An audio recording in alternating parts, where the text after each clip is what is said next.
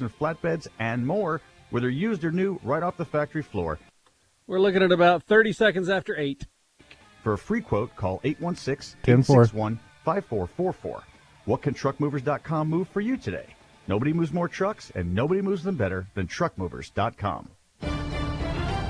Scott Graham here from Sunday Night Football on Westwood One. Ryan Rackey and Hall of Famer Kurt Warner will call the action this week from Los Angeles when the Rams host the red-hot 8-2 Eagles. Philadelphia's on a 6-game win run and lead the NFC East, but the Rams are also coming off a win and very much in the NFC West race. Join us on Sunday Night Football. Right here on Sports Radio 810 WHB. O'Reilly. You've got questions? O'Reilly Auto Parts has answers. Need a pro you can trust? We've got that too. No matter what you need, our professional parts people have the training and expertise to help you do things right. Deep automotive knowledge. Just one part that makes O'Reilly stand apart. The professional parts people. O'Reilly Auto Parts. All right, gentlemen, this is Emmett Smith on behalf of Depend, and I've got the perfect play. Run straight to your doctor's office for a life-changing catch. Because when prostate cancer is caught early, it's up to 99% treatable, and one blood test might be all it takes. And now through November, Depend is donating to the Prostate Cancer Foundation for select purchases. Talk about a great play. From September 1st to November 30th, Depend is donating 40 cents to the Prostate Cancer Foundation for Depend Shield Guards Real Fit products purchased in the U.S. up to a maximum of $300,000 void in Mississippi. Sports Talk powered by fans. Sports Radio 810 WHB Kansas City. The power of sports.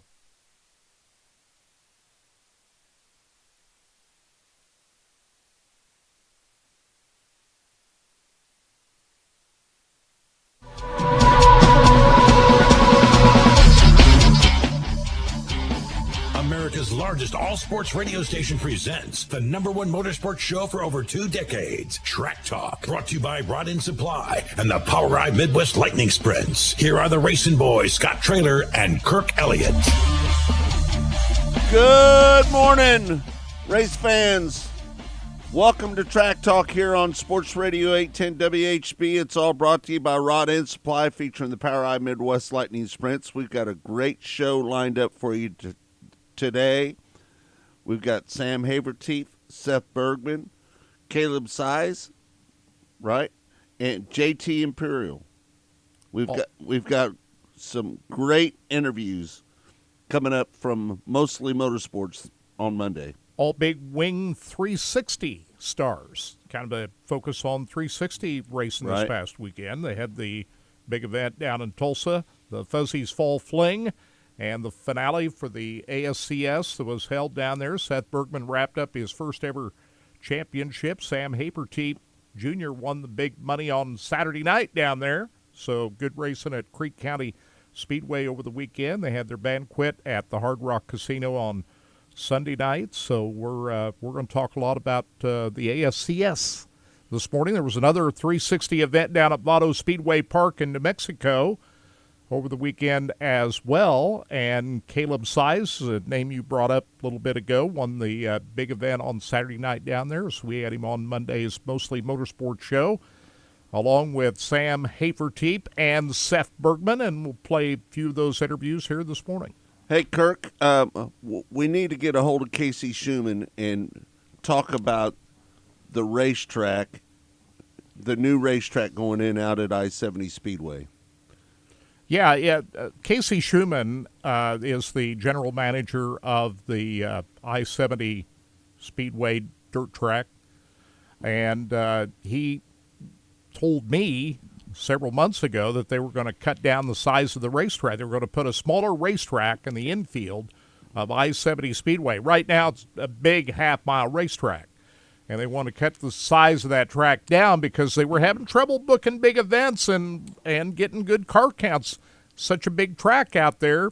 Hey, they wanted to get a smaller racetrack out there. I think the mistake they made is making that racetrack kind of the size of the old racetrack. Yeah, even a lot of ways it looks bigger than the old racetrack. So many of the guys that we talk to are just flat on the floor out there on the big half mile. And that ain't good. If you're an engine builder out there, you don't like the throttles being hung out there. It puts Right. a lot of stress and strain on stuff. And I think that was a big reason why they didn't get the car counts that they wanted for a lot of those events out there. But, the reason why you bring up I-70 now is, a couple of weeks ago, the High Limit Series released their 2025 schedule. And I-70 was not included in the 2025 schedule. They had 3 nights out there this past year, but 0 nights in 2025. And then the World of Outlaws announced their schedule this past weekend. Hey, Kirk. And we don't see any events in the Kansas City area for the World of Outlaws. Are you surprised that US 36 isn't on the schedule? Yeah, because I was told, and of course, we're still saddened over the loss of Mike Franks, the owner of US 36 Raceway, who passed away a couple of weeks ago. Vince, his son, told me that they were going to try to still get that World of Outlaws date that was tentatively set for March. But that's not on the World of Outlaws schedule that they released a couple of weeks ago. Were you surprised by that? Yeah, a little bit surprised after they told me they were going to try to work out a date. But US 36 not on the 2025 schedule. So, yeah, I was a little bit surprised to see that, especially since I was told a little bit earlier that they were still trying to keep that date alive. And they're not going to Lakeside Speedway because High Limit goes there. Right, and that's the second year in a row that we've seen that. The World of Outlaws did not want to schedule a date at Lakeside because the High Limit racing was there. And High Limit is going to be at Lakeside for one date in May and a Friday-Saturday date in October next year. So Lakeside Speedway will be hosting the High Limit next year. Other High Limit dates will be going back to Lake Ozark Speedway, and a Friday-Saturday show returns at Lucas Oil Speedway next June as far as the High Limit racing. But as far as the World of Outlaws, if you live here in the Kansas City area, you want to go see the Outlaws, you have to go to Knoxville. 3 dates at Knoxville, April, June, and, of course, the Knoxville Nationals.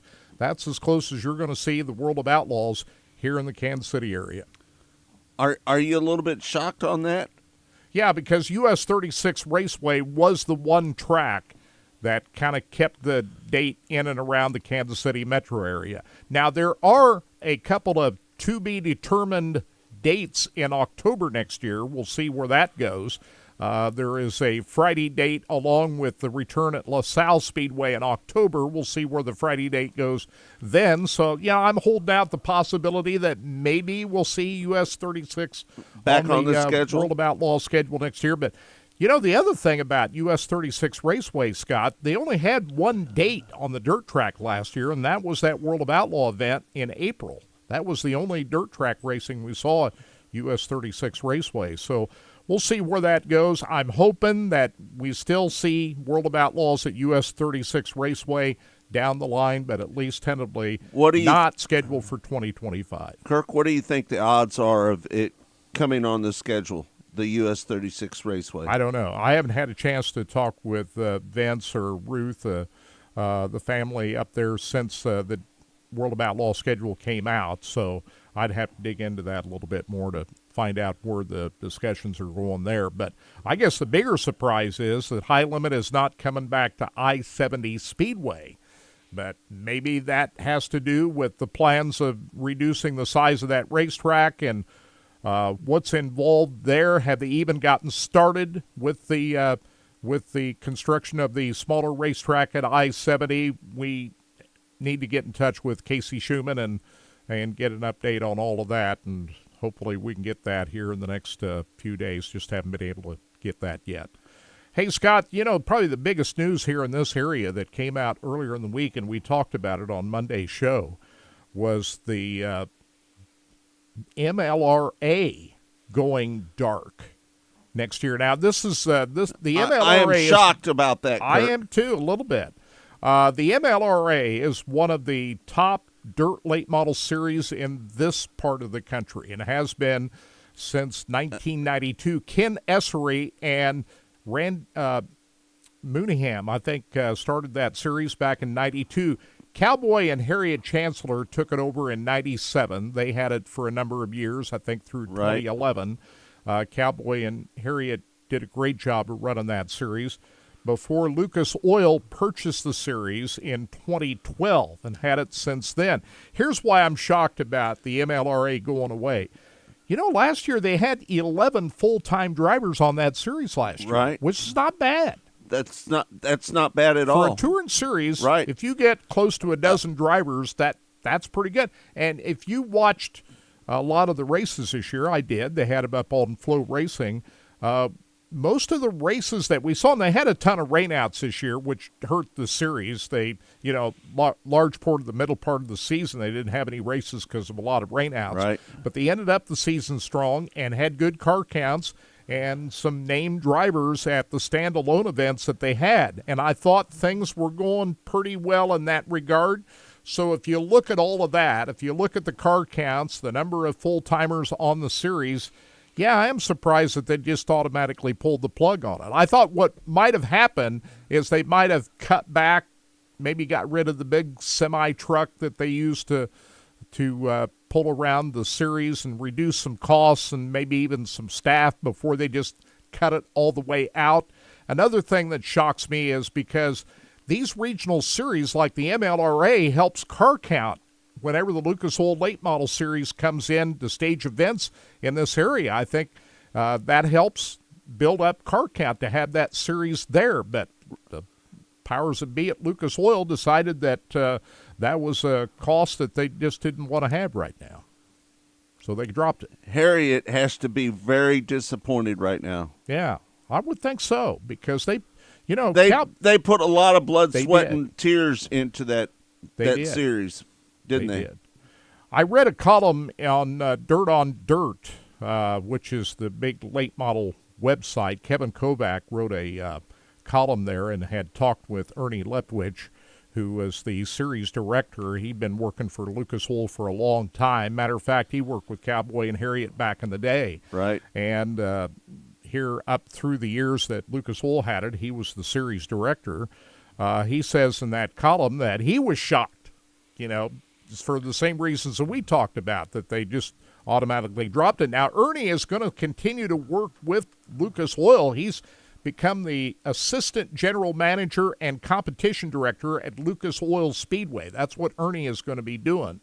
And so he's going to remain on board with Lucas Oil. But he told Kevin Kovac in that column that, he was as shocked as anybody that they went ahead and dropped the series. He also said that he feels so strongly about the MLRA brand that he's going to try to purchase the MLRA logo and have it available. And the reason why he wants to control that is he wants to make sure that it gets into the right hands if it continues on. You don't want the MLRA just to be sold to somebody and then they just run it into the ground. Right. And so Ernie cares so much about the MLRA brand that he wants to buy that logo. And even if it's not used, that he would be able to have control over who gets it down the road. Ernie's got a lot of blood, sweat, and tears as well. I was also surprised to see in that column, Ernie has been battling cancer. He was diagnosed with cancer back in June. He says everything is all clear now. He's coming along just fine now, but I did not know he'd been battling some cancer issues from earlier this year, and that's probably another reason why he decided to kind of stay with what he's doing and not go out and try to do something on his own. So get well soon, Ernie. Sorry to hear you had to go through all that, but wish you well. Ernie Lepwich, good guy. Right. And I think what's going to happen is not only will he work at the racetrack, Lucas Oil Speedway, but I think he'll also help out the Lucas Oil Series and some of their events they've got around the country, which he's been doing anyway for a number of years. Kirk, do you think that MLRA will come back someday? I hope so. It needs. Don't you think that is a big void not to have a regional late model series in this area? I think that's a huge I am void. totally shocked that they're dropping the MLRA. Yeah. To be honest with you. It's kind of like, we talk a lot of sprint car racing here. It's kind of like when the All-Stars went away. Right. That created a void in sprint car racing. And then Tony bought it. Yeah. Right. So, Hey, Tony Stewart could be the best thing that ever happened to Eldora. Would you agree with that? Well, yeah, outside of Earl Baltus, who built the track, he sold it to Tony Stewart, and yeah, that goes without saying. Yeah, Tony Stewart. And the All-Stars. Hey, right. he's done a great job with the All-Stars as well, hadn't he? Well, he did. They sold the All-Stars to High Limit. But that created a void, just like we talked about in the MLRA, creating a void in dirt late model racing, not having that All-Star Series out in Ohio and Pennsylvania and out in that part of the world's been a big void. But you know who I think's going to step in to fill that void in 410 sprint car racing is, I think, Kenny Brown, what he's doing with the Power I 410 Series. They brought on a big-time sponsor with Honest Abe's Roofing, and they put out a lot of information of when it comes to the point fund that they're going to put out next year. They haven't come out with a schedule yet, but I like what Kenny Brown is doing with the 410 Power I Series, and if the All-Stars never comes back, I think there's a lot of potential here with the new sponsor with Honest Abe Roofing, what Kenny Brown can do with 410 racing, that could help fill that void. But we're going to need that in late model racing too, especially with the MLRA going away, because I think they provided a big-time service to dirt late model racing over the years, and that's now void, and we'll see what happens from here. But right now, there's going to be no MLRA for the foreseeable future. Tommy Hahn just said on the chat room, he said, great idea, can't wait to see the new I-70. Are you excited about that, Kurt? Yeah, I think it needed to happen. I think the track was too big. The I-70 Speedway, too big a racetrack. Do you still think they're going to race on the half mile?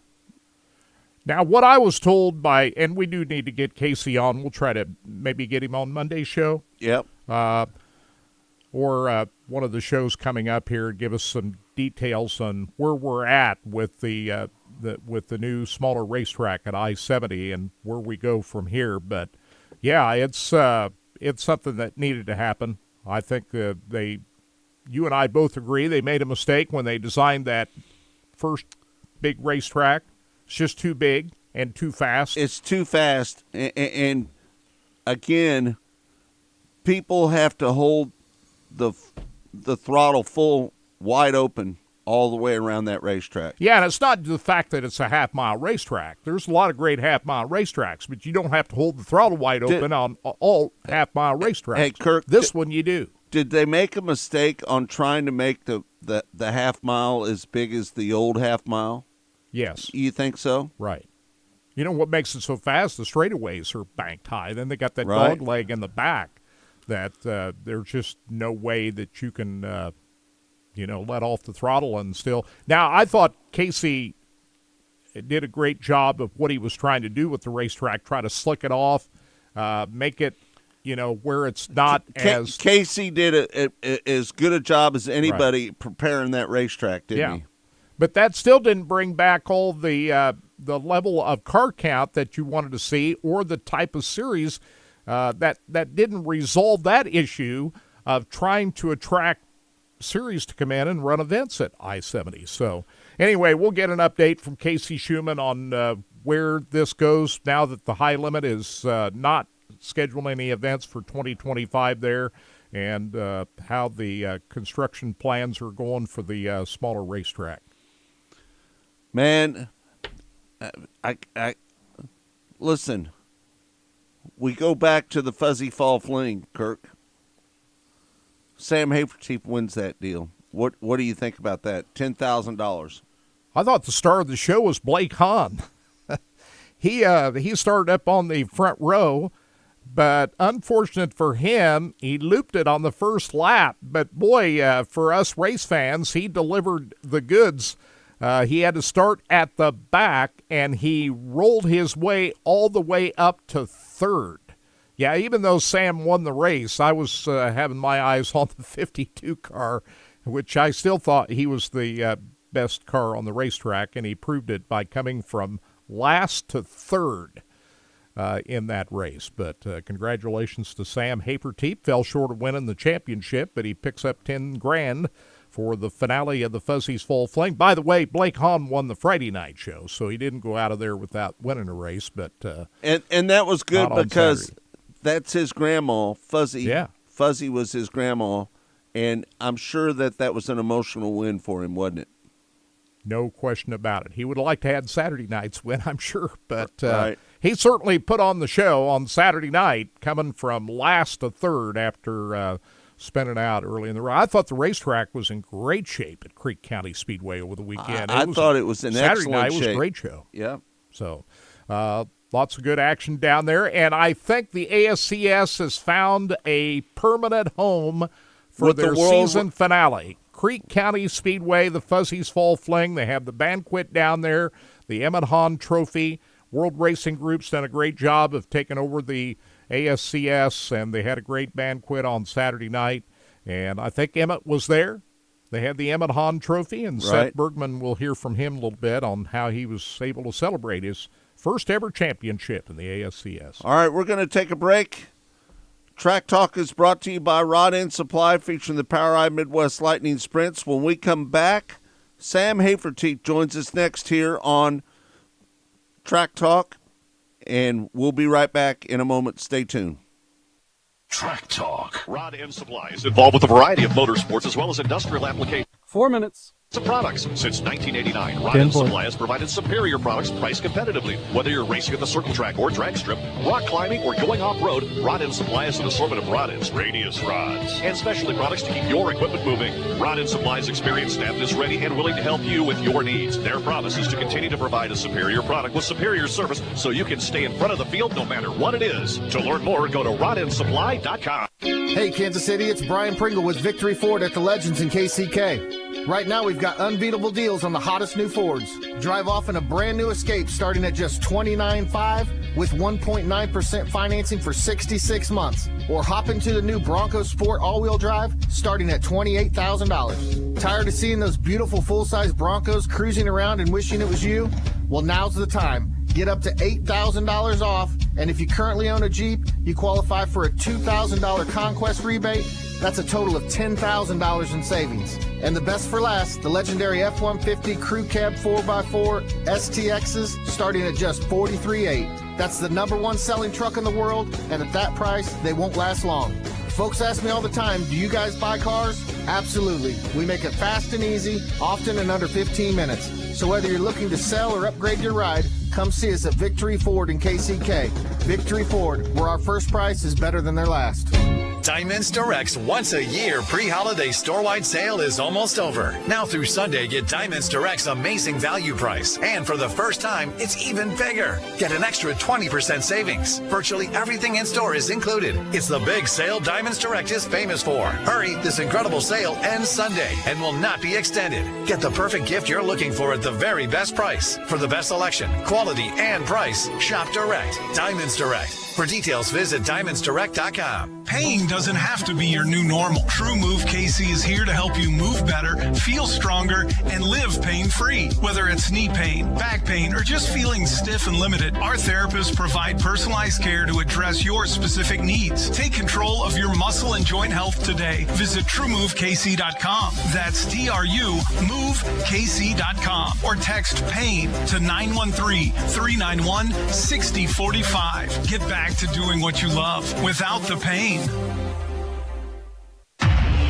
It's game time at Greenlight. Make the switch to Greenlight Dispensary for unmatched first-time customer benefits and the best voted loyalty program in Missouri. Make your first order online and then pick up with their easy drive-thru or grab-and-go option. See why they were voted #1 by checking out one of Greenlight's KC area locations or at greenlightdispensary.com. It's Greenlight Dispensary, the unofficial sponsor of Kansas City's favorite football team. Look for the Greenlight Stadium flyover banners at your favorite football games this season. Check them out at greenlightdispensary.com. Hi, we're your friends who get super excited about the holidays. We sure are, or this isn't the ugliest holiday sweater ever. People think we're happy because we love peppermint lattes. Or catching snowflakes on our tongues. But really, it's because it's Holiday Millionaire Raffle Season! It's your best odds to to win $1 million. That's dollars, not twinkling lights, but that would be great too. Play the Kansas Lottery Holiday Millionaire Raffle. Get excited. See KSLottery.com for details.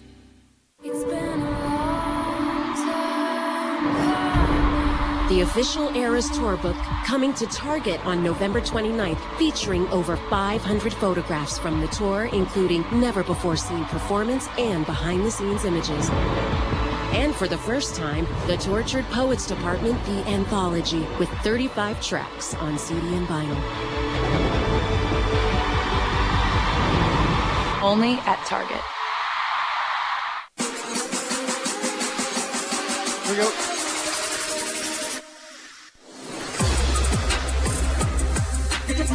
Welcome back.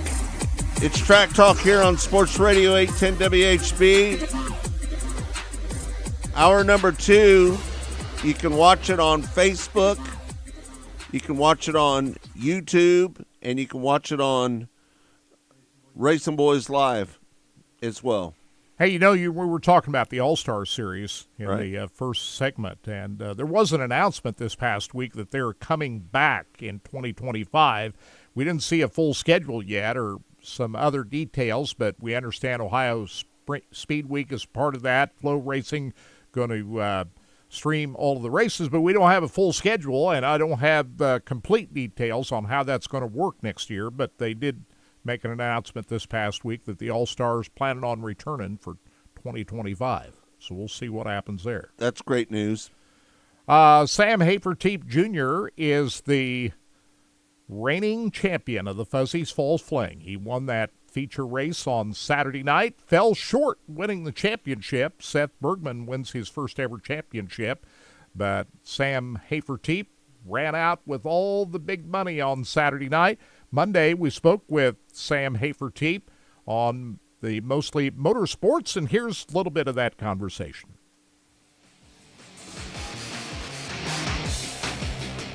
Sam, the question is, are you going to run full-time with the ASCS next year? That's kind of something that's up in the air right now. I don't know if me and my team owner will continue after this year. It's kind of all up in the air. I don't know. I might be without next year. I don't really have anything stapled down. Obviously, if we don't continue with Miles like we have for the last 7 years, things look to be changing that direction. So I don't know, man. We're just whatever kind of falls in my lap, whatever comes available. We'll definitely be looking and seeing. And potentially I wouldn't mind putting my own deal back together if the right people came to the table to help us out. Hey, what are the chances of you running your own car next year? Like I say, we really have to have help. Racing isn't cheap, and to do it at the level we do it at, you got to have good backing, you have good partners, and I would like to do that if that did become available to us. I think that would be that'd be the best thing for me to do. I don't mean to put you on the spot, but you've got a chance to win your 6th ASCS National Championship next year. Is that appealing to you a little bit? Yeah, there's a lot of things that are appealing to me, to be honest. I feel like, if the situation's right and things go the way that I think they should go with our team, if that does happen, it's something that I'll, probably chase. But, the way we had to race this year, I don't feel like we were as prepared as we have been in other years. And I think that really hurt us for points racing. Obviously we were fast, but we weren't as prepared as we needed to be. And in order to go win and race for championships, I've won 5 of them. So, we kind of know what it takes, and we know what you need to have to go do that kind of stuff. And like I say, right now, I would like to, for sure, but, the right things need to fall in place for me, and we need, some of the right people to come on board to assist us in doing that. Hey, for the people that are out there listening to us right now here on racingboys.com, talk about the assets that you need and what you need to make sure that you can run for the ASCS National Championship next year. Hey, go ahead and pimp yourself a little bit right now if you want.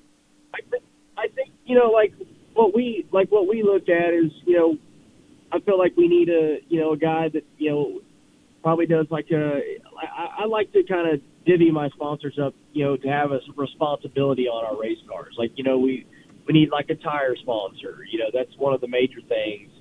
We need like a travel sponsor, like for hotels or fuel bills or anything like that. The operating cost is what the really hard thing is, and if we had some guys, some motor stuff, usually the car stuff is, I feel like that carries itself throughout the year, but to get started with some motors and some things like that, if we were to start another team, those are the main things that we need. And when you're starting back from scratch, you need a rig, you need so many different things. So right. There's a lot to look at. I mean, there's a lot of partners needed to make this deal happen for sure. Winning 12 races this year, you missed one race. What race was that you missed? We had a part failure one night, and couldn't get anything ready for the feature, so we missed the Tri-State in Pensacola there. That was one of our big hiccups along the way. That definitely hurt us for sure. And man, what a great season you had. You focused more back on the 360 racing this year. Did you run? How about a 410 did you run this year, Sam? We ran, I don't know, we probably ran 30 410 races or 20 to 30. We actually won 5 other races this year too, so I think our total got up to like 17 by the end of the year. But we were successful on a Power I race. I think we won one of those ASCS Elite races. It was a pretty good year overall for us. We didn't just win 360s, won 410s as well. Sam Hafertepe Jr. joining us out on the road as he leaves the Tulsa area, heading back to Sunnyvale, Texas. He won a race on Thursday night at Tulsa and then got in a tangle with Blake Hahn in that race. Was able to make repairs on your car, come back to 4th place on Thursday night at Tulsa. That was quite a tangle you and Blake had on Thursday night. Yeah, the Thursday night at Tulsa, it was kind of one of those deals where I thought I had him cleared, and then I don't think he thought I was coming down. It was kind of an unfortunate deal that happened there. But like I say, we got in the work area. We had a lot of teams helping us, and we got it back out there. When you're in that position, you can't go any further back. So, it was kind of gas up and see what we could do, and we got back up to 4th, which was pretty important for us because we still had the Owners' Points Championship to try to win. So we needed every position we could get. That track on Thursday night at Tulsa, that had some rough spots in it, didn't it? Yeah, for all the rain that those guys got, throughout the week, I felt like that was probably the best they were going to do with all the rain they had. They had a bunch of rigs stuck in the pits before the races even started. So, we kind of knew what we were getting into, but they did a hell of a job giving us the track they gave us, and, we're thankful to be able to race. You had a 4th place finish on Friday night. You ran really well on Saturday night, took advantage of Blake Hahn spinning around right there. How much different were the conditions for you on Saturday night than they were on Friday night, and what did you do to the race car to make it better for Saturday night? Well, I guess one of our issues was Friday night. We got front end knocked out in the dash. Actually, guy spun out in front and collected me and Sean McClelland, and basically we had to scramble to get a front end under the car, and things just obviously we were hurrying so fast we didn't get the car back to like it should have been. So Friday night to come out with a 4th after what we had to do and the quick turnaround, honestly I was happy with that. Saturday night, I felt like we weren't very good to start the night. We kind of went the wrong direction at the beginning of the night. I was confused on, the track surface. It didn't do the things I thought it would do with the way they had it, and it kind of caught me off guard. So, we were behind the 8 ball. Early on, I think Blake looked like the best car to start the night for sure, and I think by feature time, even if he didn't have his mishap, I think we still were going to be the guy to contend with at the end of the race. We made a lot of good changes for that feature, and to come from the 9 hole like that, I felt like I felt like we had a really good car, and honestly, we had to win that race no matter what to win the owner's deal, because Hank was leading there early, so we were going to go after it, and no, we made some really good changes, and I was real happy with the changes we made for the feature. And I felt like we had a really, really dominant car in the feature. That's got to be a big deal for you to win the Owners' Championship, isn't it? Yeah, I mean, to cut, we had a lot of mishaps throughout the year. Don't get me wrong. We won a lot of races. And the races definitely, the ones that we won, they don't make up for the mishaps, but they sure help out. And to wrap up the Owners' Championship, we pretty well knew most of the year that winning the Drivers' Championship was probably out of reach just after we started so terribly. Right. Yeah, I think we were over 200 some odd points back at several times throughout the year. So yeah, you can't really bury yourself that far and expect to bounce back. It doesn't really work in your favor. So to at least wrap up the owner side of it, it was something that we could do and something that we did do and something that we're proud of. Right.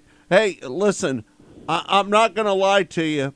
I was kind of pulling for Matt Covington to win that race. Talk about your past, him getting around Matt Covington late in the race. We had I think when Hank knocked his front end out there leading, I think we were on lap 24, and honestly, I knew I'd already got to those guys, so I knew I was quicker. And my biggest thing was I honestly didn't want to go for the lead. We went all the way. I didn't want to go for the lead for quite a while. I just kind of wanted to ride behind him. And I mean, if you watch, you could kind of tell like I really wasn't pushing any pace. And then I think finally with about 7 to go, I kind of went after it, and I said, man, it's 10,000 win. It's Fuzzy's Fall Fling. I said, man, let's just get the damn thing done.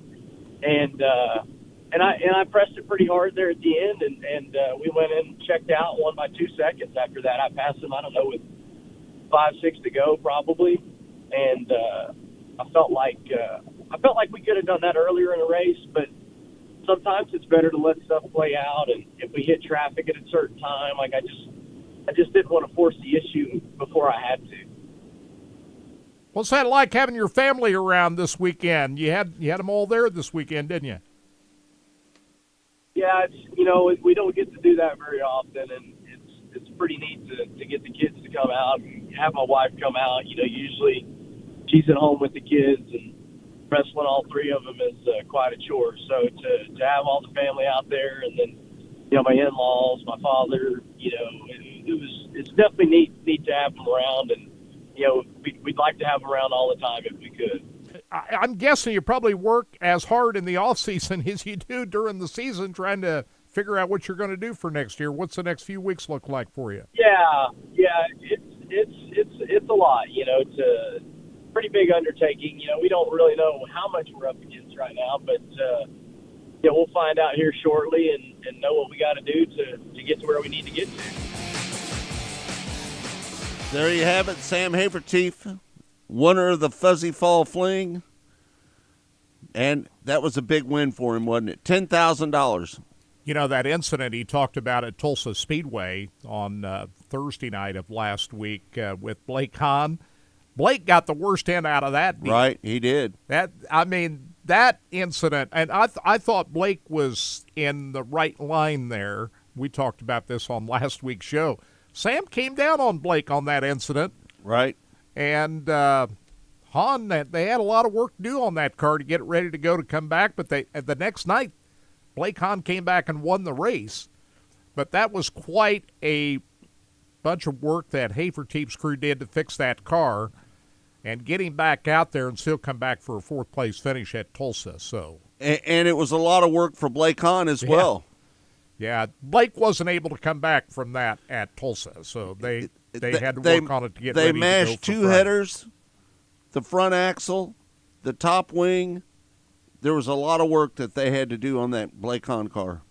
Kirk, interesting weekend down in Tulsa. Hey, the National Sprint Car Hall of Fame and Museum have a couple of big giveaways going on. The sprint car giveaway is ongoing for, it's hard to believe that Christmas is coming up here pretty soon. The drawing for the sprint car Have you done any Christmas shopping yet, Kirk? No. I'm last minute all the way. Right. December 23rd is the date they're going to be drawn for the 410 Wing Sprint Car at the Hall of Fame. That'll be the day he goes Christmas shopping. That's December 23rd. Right, yeah. December 23rd. Yeah. Christmas Eve is my traditional shopping day. So anyway, if you go to winasprintcar.com, you can get registered for the Triple X chassis with an Al Parker 410 racing engine. It's a race-ready sprint car. They do this once every 2 years. They don't do this every year, just once every 2 years, and this year is the year. If you get signed up before December 23rd, you can win a sprint car. Go to winasprintcar.com. The Corvette giveaway is ongoing as well. I don't know how many years they've been giving away a Corvette at the Hall of Fame, but next year is, I think this is the best Corvette they've ever had. This competition yellow Corvette, and it is I'll tell you what, this Corvette is a beauty. It's a over 1,000 horsepower ZR1 with a ZTK performance package. Over 1,000 horsepower in a street car. That's crazy. Right. Plus $30,000 cash prize. If you go to winacorvette.org, you get registered for this, and the giveaway is 1 week after the Knoxville Nationals next year. So you've got plenty of time to get signed up. National Sprint Car Hall of Fame opens 7 days a week. Check out the gift shop. If you're looking for Christmas shopping, that's a good way to do it. SprintCarStuff.com. All right, when we come back, Seth Bergman is going to join us here on the show. He picked up the ASCS National Championship. I was really happy to see Seth Bergman win that championship. Long time coming. Long time coming for him. Anyway, we'll be back with more. It's all Track Talk is brought to you by Rod End Supply, featuring the POWRi Midwest Lightning Sprints. We'll be back with Seth Bergman in a moment. Stay tuned. Track Talk. Rod End Supply is involved with a variety of motorsports as well as industrial applications with many different types of products. 3 minutes. Rod End Supply has provided superior products priced competitively. Whether you're racing at the circle track or drag strip, rock climbing, or going off-road, Rod End Supply has an assortment of rod ends, radius rods, and specialty products to keep your equipment moving. Rod End Supply's experienced staff is ready and willing to help you with your needs. Their promise is to continue to provide a superior product with superior service so you can stay in front of the field no matter what it is. To learn more, go to rodendsupply.com. We chant Rock Chalk. We wave the wheat. We wear crimson and blue. We're proud to be a Jayhawk. Knocked away. KU's got a win. Join us this Saturday as the Jayhawks and the Colorado Buffs battle at Arrowhead Stadium. Our coverage begins at 1 on your home for Kansas Jayhawk football. Follow the Jayhawks all season long on Sports Radio 810. WHB. Hey, Kansas City, it's Jeff Briggs of Victory Chrysler Dodge Jeep Ram, home of the Victory Effect. Folks, it's November, and that can only mean one thing. The Black Friday sales event is approaching. This month, we are running specials on new Ram and Jeep products. Trucks up to $16,000 off and 0% on select Jeep models. Plus, on Friday, November 29th, when our doors open at 9 a.m., and only while supplies last, we'll be offering quality used cars as low as $2,000 and a handful of other safety-inspected vehicles under $5,000. Last year, we sold out in minutes, so contact a member of our team at VictoryMotorsKC.com. Kick off game days at Bar Central, the new place to be this football season. Grab your crew and watch your team on the largest indoor video wall in KC. Enjoy elevated bar food, sip local craft beers, pass around epic apps, and park for free. Catch every touchdown and celebrate at Bar Central, Casey's newest hub for game days, craft beer, and good times. Experience it all at the all-new Bar Central, 200 West 12th Street inside the Marriott downtown. What's the one thing we could all use more of? Sleep, of course. A good night's rest is crucial for our health, yet many face challenges like snoring or sleep apnea. If you've been prescribed a CPAP and can't tolerate it, Healthy Sleep Midwest has the solution. They offer custom-fit oral appliances that are not off the shelf but tailored just for you, often covered by insurance. They handle everything from diagnosis to delivery, including virtual consultations and take-home sleep studies. Ready for a better night's sleep? Visit HealthySleepMidwest.com today. The home of the Jayhawks. Sports Radio 810 WHB. They got a seam. Here we go. Devin Neal down the left sideline. Cuts back at the 45. Still on his feet. He could go. 25-20, 15-10-5. Touchdown, Kansas. Kansas Jayhawk football on Sports Radio 810 WHB is presented by Blue Cross and Blue Shield of Kansas City, Central Bank, Twin Peaks, and by Farha Roofing. Rock Chalk Jayhawk.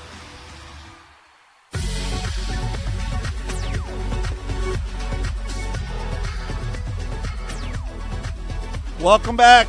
It's Track Talk here on Sports Radio 810 WHB. Don't forget, hour number 2, you can watch it on Facebook, you can watch it on YouTube, and you can watch it on racingboys.com as well.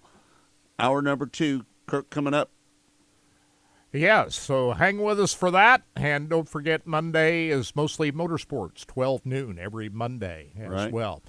Seth Bergman is the newly crowned ASCS National Champion, and he was on our show on Monday to talk about his title. We're going to carry part 1 of this interview that we had, and part 2 coming up in the next hour. But Seth Bergman joined us, and here's a portion of the interview that we had on Monday with the newly crowned ASCS champion. ASCS National Tour Champion, and I'm so happy to say that Seth Bergman joins us now. Seth, how you doing? I'm doing good. Really good now that we finally wrapped that thing up, and now I can actually feel comfortable talking to you about it. I'm not trying to jinx myself. Right. Well, that's why we had to get you on so soon after talking to you last time. We got to get your reaction after you actually do it. What was that banquet like last night? Tell us about that. Yeah, banquet was great, man. American Sprint Car Series, World Racing Group, they put on a really nice banquet for us, and got to see Emmett. I actually met Brian Carter. Gary Wright was there. There were some guys there that have been around ASCS for a long time, so it was cool to catch up with people I haven't seen in a while. And then they did a great job of putting on just a really nice banquet. Yeah, it was good. We ate really good and had some good times. Had a few adult beverages. Got to listen to everybody. Got up, gave a speech, and so it was a really good night. It was a great cap to that long weekend, and it was a great way to end the season. So again, like all year, World Racing Group delivered and gave us a really nice banquet and a chance for all of us to catch up and talk about the year and look forward to next. Did you kind of coast this weekend? Did you push your luck a little bit? Oh, like going into the weekend, I mean, everybody thought I had it wrapped up, but I mean, if you look at a point structure, there's big swings in points. So all it was going to take to put Sam back in the hunt was me to DNF one night and run subpar the next, or a couple DNFs, and it was a done deal. So my approach was, I was talking to a good friend of mine, Dominic Selzy, Thursday morning, and he gave me some really good advice. And he said, I was so nervous like this before I won my first NARC championship. And he said, just go out and run the last 4 like you did the first 4. And it really struck a chord with me. And I was like, you know what, you're right. Like if I were to go into these 4 races that confident and that eager and ready to get going here, I think we'll be in good shape. So I did. I went into it, and I didn't go into it with a reckless approach, just an ambitious one, going out trying to win races. And that mindset helped me a lot. And we were able to win a feature in the last 4 races. We were on the podium twice, won a feature, on the podium 3 times, 2/3 and a win. And then the last night we didn't qualify well, drove from 15th or 16th to 4th. I was in the hunt there at the end. So it was a great weekend. That outlook helped me a lot. So got us through the weekend and able to secure the championship. Did you sleep better on Friday night after you had that championship locked up? Yeah, but I'm so superstitious. Like, go after Thursday, I was like, all right, like it's pretty much over now. I just had to make both features basically, but and still, I was just like, I didn't want to believe it until they pretty much presented it to me. I didn't want to get ahead of myself and count the chickens before the hatch or something like that. I didn't want to jinx myself. But I've wanted it for so long, and I thought about every way it could go wrong this weekend. So you never want to get ahead of yourself, and you always stay humble too. So I just didn't want to believe it until it actually happened, and then when it actually happened, it was surreal. And I don't think it's sunk in yet because it's been a busy weekend and straight into the banquet, and I just need some time to just sit back by myself and reflect. And I'm going to do that, but where our 2025 is already underway. So, hey, listen, I was kind of pulling for Matt Covington on Saturday night. If there's another person out there that I wish they could win a national championship, it would be Matt Covington. Would you agree with that? Yeah. Yeah, he hadn't won a race all year, which is kind of surprising. He's been really good on a lot of occasions. But it just shows how tough it is right now. It's a testament to that. It was not easy to win these races, and I think a lot of guys noticed that and learned that as we went on. And you take a guy with as much experience as Matt has, and I have respect for Matt. And for him to not win a race is kind of surprising, but again, it just shows how competitive it was. I think right now the level of competition with ASCS is being raised, and I think as competitors, you have to raise yourself to that level of expectation to be able to win these races, and that's what competition's all about. It's about working off of each other. You got guys like Sam driving the competition up, guys like me who will bring the level up and put in the work. So the guys around us got to do the same, and that's what makes us a series and makes us formidable competitors, wherever we're going to go in the country and whoever we're going to race against. It sets the bar high. So just shows how tough it is to win an American Sprint Car Series race.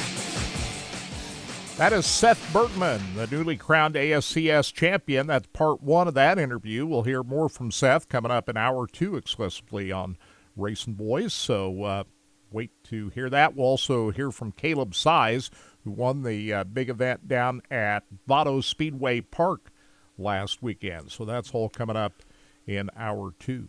Kirk, Merced has changed their schedule from Saturday to Sunday, haven't they? A Saturday and Sunday instead of Friday, Saturday. Yeah, the USAC midgets are out on the West Coast, out in California.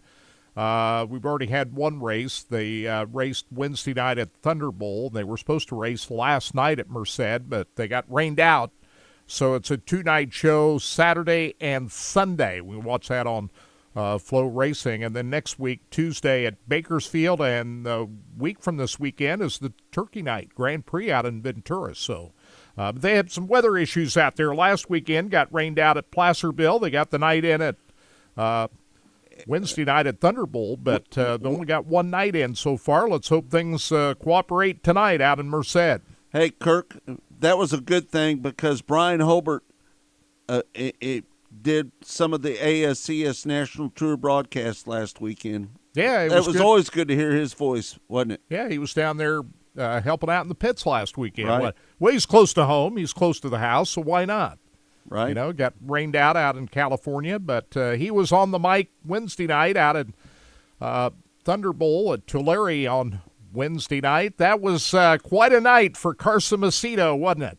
He won 2 features on Wednesday night out there. He won the Wing 360 Sprint Cars, and he topped that off by winning the midget race, but it was not without a couple of interesting incidents for Carson. In the 360 race, he got caught up with a lap car that he spun completely around, but he kept it going, which, according to the rules out there, he gets his spot back, even though he was involved in the incident. Right. And completely spun around. The fact that he kept his car going, they gave him his spot back, and he was able to regain the lead and win the 360 feature. But in the midget race, it might even been more interesting because for some reason he was coming out of turn number 4 and the car slowed down. I don't know if he lost power, what happened, but a lap car got up into the left side of him, and that could have created a whole bunch of problems.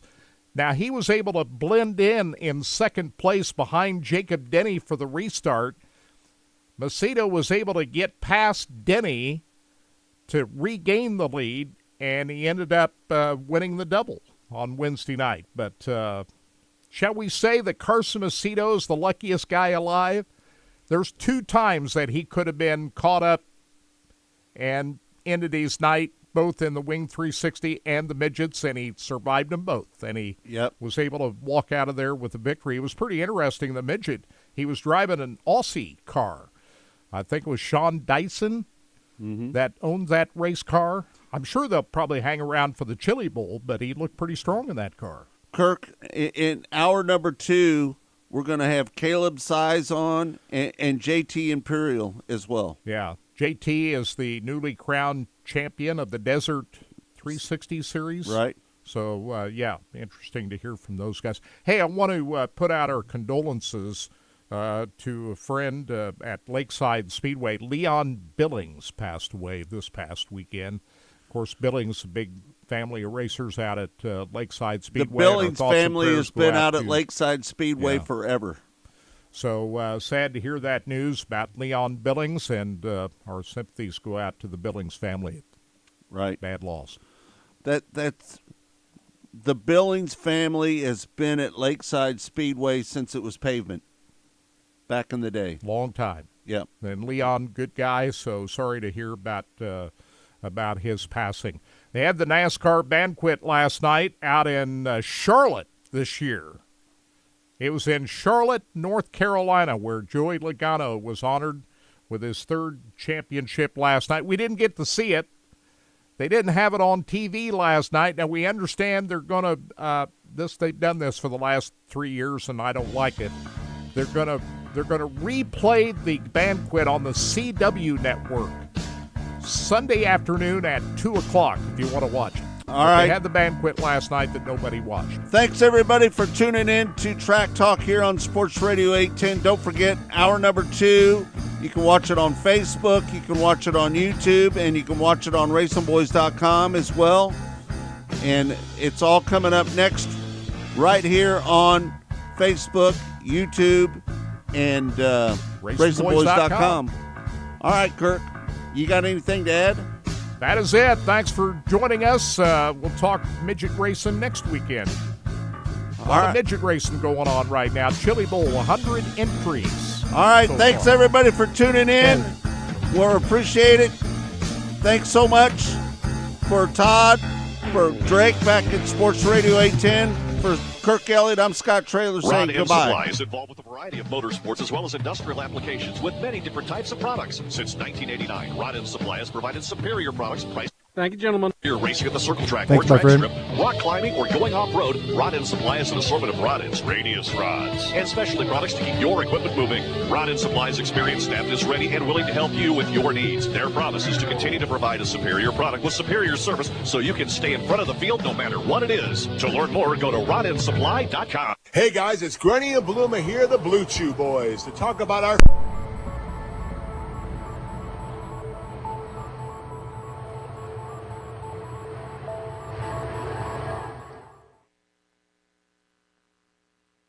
Rod End Supply is involved with a variety of motorsports as well as industrial applications with many different types of products. Since 1989, Rod End Supply has provided superior products priced competitively. Whether you're racing at the circle track or drag strip, rock climbing, or going off-road, Rod End Supply has an assortment of rod ends, radius rods, and specialty products to keep your equipment moving. Rod End Supply's experienced staff is ready and willing to help you with your needs. Their promise is to continue to provide a superior product with superior service so you can stay in front of the field no matter what it is. To learn more, go to rodendsupply.com. Spirit Specialty Sportswear in-house. We do all of the screen printing, all the embroidery. We do some vinyl. The other add specialty items like your pens, magnets, notepads, calendars. You can actually buy that, build your business to make it larger. We have the largest screen printing process and the largest embroidery anywhere around in the area. We can do stuff all the way from your school clubs to sports teams, a professional look in the office. If you can imagine it, we can do it for you. From the circle track to the drag strip to off-road racing, Rod End Supply has been keeping their customers at the front of the field since 1989. Whether you need rod ends, tubular rods, or specialty products, Bob Douglas and his Rod End Supply staff are always ready to help you with your needs. You can visit them on the web at rodendsupply.com or call them at 800-284-2902. That's 800-284-2902. Rod End Supply, keeping you at the front of the field.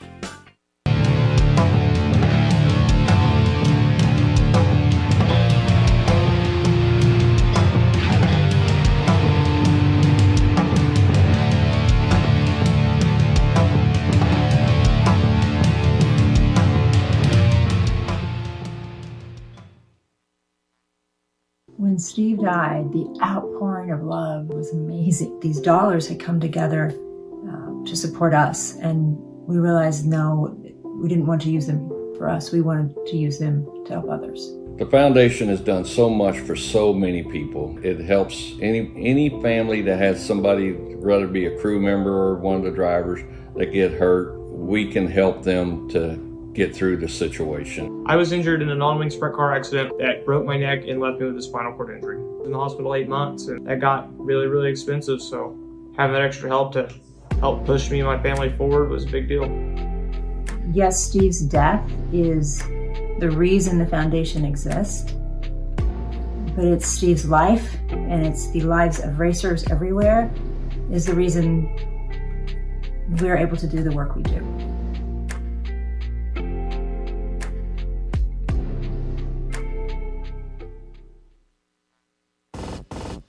RacinBoys.com wants you. If you own a business or have a product you'd like advertised, you can become an advertising partner with RacinBoys.com. Get your company's logo and information put on the fastest growing motorsports website. There are multiple advertising packages available for all budgets. If you'd like to advertise on RacinBoys.com, please contact Scott Traylor or Kirk Elliott at RacinBoys@RacinBoys.com and become a part of the team today. Race fans, the National Sprint Car Hall of Fame and Museum is open 7 days a week, year-round, for you to come in and check out all of the wonderful race cars on display in the museum, and our online store at sprintcarstuff.com is open 24 hours a day for you to check out everything that we have in stock for sprint car fans. Whether it's for a birthday, anniversary, or Christmas, sprintcarstuff.com has it all. That's at the National Sprint Car Hall of Fame and Museum in Knoxville. Go harder, faster, stronger with Rod End Supply. Whether you are running industrial, farming equipment, or a race car, Rod End Supply has the assortment of rod ends, radius rods, and specialty products that will help you lead the field in performance. Our superior design means our rod ends last longer and perform better, giving you the edge on the track and saving you money. Contact Rod End Supply or order online today at rodendsupply.com. We don't just sell them, we race them. rodendsupply.com. Serving the racing community for over 30 years. Hey, this is Larry the Cable Guy, and you're listening to Racing Boys, and if you ain't listening to them, you get out of the country because you're a communist. I love the Racing Boys. Like Mater says, they make me happier than a tornado in a trailer park. You know, the funny thing about that is the Larry voice and the Mater voice are exactly the same. Get her done!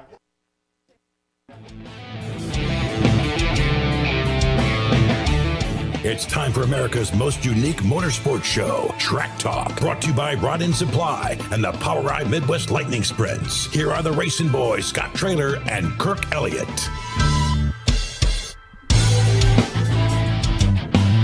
Welcome back. It's Track Talk here on RBN, the Racing Boys Broadcasting Network. Todd Surprise running the show. Kirk Elliott, my partner for... How many years we've been partners, Kirk? 24 years? Going on 25. 25. We're going to celebrate silver anniversary coming up. How about that? Can you believe Get you guys some silver microphones. Crazy. Hey, can you believe that me and you have been together for 25 years? I don't believe it. Why not? But here we are. Why not, Kirk? Well, I just never think anything's going to last that long. 25 years. I never went into it thinking that it would last that long. So, yeah, I am surprised. Hey, I want to mention we were going to have David Gravel on last Monday's show. Right. And he was in the Bahamas. but he will be on this Monday's show. I confirmed that with David just the other day. The newly crowned World of Outlaws champion will be on Monday's Mostly Motorsports show, so tune in for that. All right. We're going to play the second part of that Seth Bergman interview a little bit later in the show. And hey, Todd, we're gonna run that a little bit later in the show, right? And like you said, that interview. Let me put my camera on me real quick. That interview was quite long. We'd talked to Sam and Seth, obviously a lot longer than what you heard the interviews with. So if you want to go back and check out that podcast, that's episode number 337. And like you said, that interview, we had talked to Seth about 2 weeks ago and kind of talked, so it wasn't quite as long an interview but the Sam Haferteeth one is quite a bit longer, and same way with JT Imperial and the Size interview. Both those, the Caleb Size interview, they're much longer than what we're playing today, so just the Size one's a little bit closer to Size, but hey, no pun intended. Scott says, good morning, boys. Sam Structure Championship on Fort Myers Beach. How about that? Watching the iguanas fall from the trees. It's iguana falling season, guys. Right. I don't know if you remember that. We talked about that one year, Kirk, when pulled up the video. Maybe I can pull some more. But the iguanas fall out of the trees when it gets cold, and they'll land right on. I mean, they go into a hibernated state, and they just stop moving, and you could get hit pretty good in the head. You got to watch yourself when you're walking under trees. Better put your helmet on. That's right. You need your around. construction helmet or an umbrella, right? Because those, and we're not talking little iguanas like you see the iguana on the Geico commercial. These things are 3 and 4 feet. Some of these can get to be 3 feet long, guys, with their tail. Right. And they fall out of the tree. They're just not gonna make a little sound. They're gonna hit you. But yeah, how about that? He's watching the sand sculptures going on. They got a contest on the beach down there. So if you live by the beach, you find things to do, right? Right. Boy, I tell you what, if we had a beach here in Kansas City, you wouldn't be on it today. It's cold. It's colder than hell outside right now. It's cold out there, and I just saw that the end of the week, the high next Sunday will be 32. Will be the high. 32 degrees will be the high. Getting that time of the year. 29 will be the low. So, matter of fact, I'm having Thanksgiving, one of my Thanksgivings tomorrow. How about that? Why are you having it tomorrow? You know, when families start marrying, the grandkids start marrying off and dating and stuff, well, it's the only time we could get the whole family together on my wife's side of the family, and so we picked this Sunday to do the big one, and everybody else is going to travel for their, there's some. My sister-in-law, they have a lot of they got a lot of kids in their family, so they're all getting a little older, and so it's hard to kind of round everybody up on the right day. So the Sunday before Thanksgiving sounded like a day nobody had in on their calendar. So tomorrow will be my first Thanksgiving meal. How about that? It's already starting, guys. Thanksgiving's right around the corner. So when we come in here on Monday to do the show, we'll have already talked about your Thanksgiving. That's right. I already have. And Thursday, we haven't had ours yet. We don't even know if we're going to. I don't know. We may not even have a real Thanksgiving on our Thursday because watch football. Watch football, and then the Chiefs play on Black Friday this year, guys. Did you know that? They play on Black Friday. I didn't realize on that. The Prime Network. On the Prime. Who are they playing that day? The Raiders. Raiders. It's Black Friday. I remember they played the Raiders on Black and Red Christmas Day last year. That's right. That's the game we lost. That wasn't so good for Chiefs fans. That was the last game we lost up until last Sunday against the Bills. That's right. Yeah. Hey, talk about the colder weather. It is the time of the year we start looking ahead to Chili Bowl. And they came out with the early entry list for the Chili Bowl yesterday.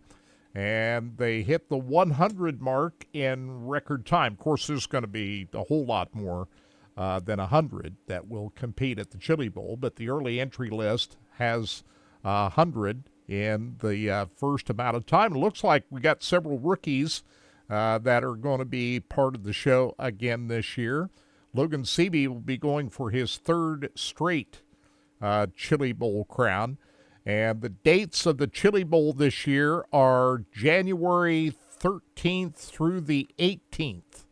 And the practice day on that Sunday, the 12th, will be the full practice day. And, of course, racing Thursday through Saturday, the 13th through the 18th. And anyway, the early entries are in. Not all of the ones that you'd expect to be are on that early list yet, so I'm not going to really be going through all of those names here this morning, but suffice Did you it just to say, sneeze, Kirk? I did. I coughed. I couldn't help it. Excuse me. So anyway, we got the early Chili Bowl list out there. Chili Bowl Nationals powered by NOS Energy Drink. And I've got to clear my throat again. That's all right, Kirk. Hey, did you see that Joe Gibbs has lifted the ban on guys so they can compete now in sprint car racing again? The ban has been pulled on that. So do you think we'll see Christopher Bell? That's exactly what I was just getting ready to say. Do you think you'll see Christopher Bell down there now that at the Chili Bowl? Because JGR has changed their rules for their drivers. You can now run extra races if you want to. Do you think that has to do with Chase Briscoe, now part of the absolutely. JGR group? 100%. Right. I think, well, he gets in there, they start talking, and then you just kind of realize, I understand why Gibbs did it. Guys were getting hurt and stuff, but you're going to have to let these guys cross over. I'm sorry. That's just how it's going to have to be if you're going to want to keep eyes on both sports. Well, it's only a good thing until somebody gets hurt, and then they'll restrict it again.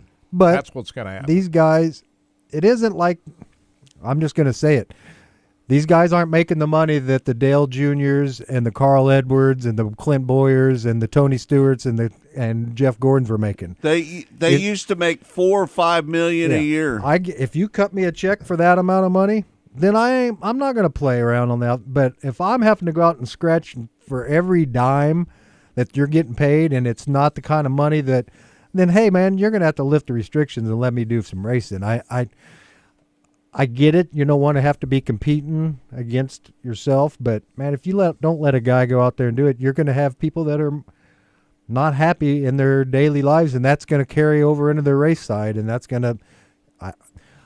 I think that Christopher C. Bell, he may not race this year in it, but I think you'll see him next year in it. Well, he can. He's got the green light to. Yeah. Does he have a car ready to roll? I guess. I don't know. I don't see him yet on the entry list. Well, he's a big name in Tulsa, so I'm sure if he really wanted to race, I'm sure somebody could find a car for him, right?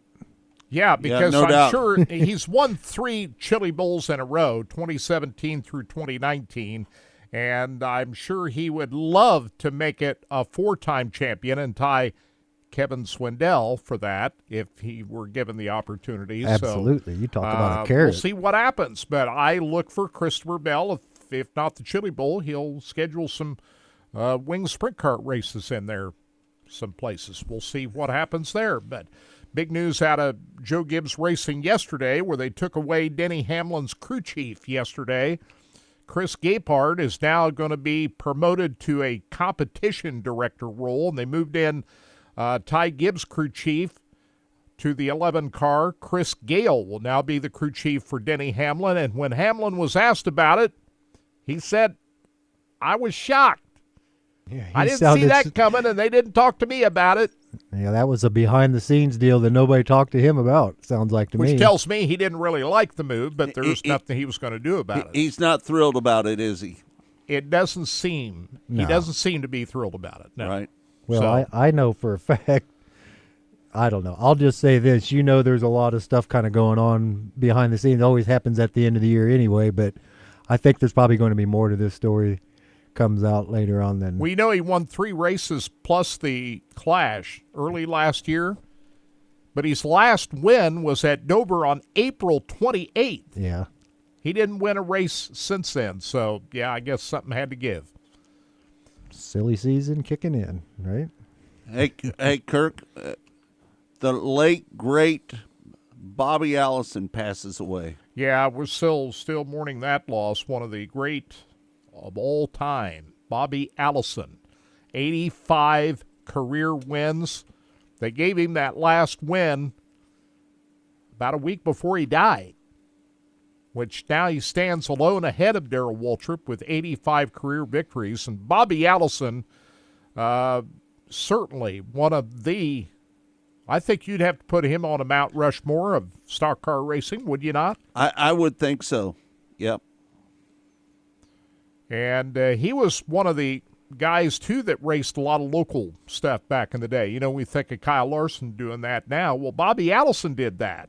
He'd show up at the local tracks a lot and race, even when he was at his biggest stature in the sport. So, yeah, the Allison family, I felt really bad for Bobby and his wife when they lost both Davey and Clifford in a short amount of time. Their two sons in accidents. Davey lost his life in a helicopter crash. Clifford lost his life in an accident in the ARCA race at Michigan not long before Davey passed away.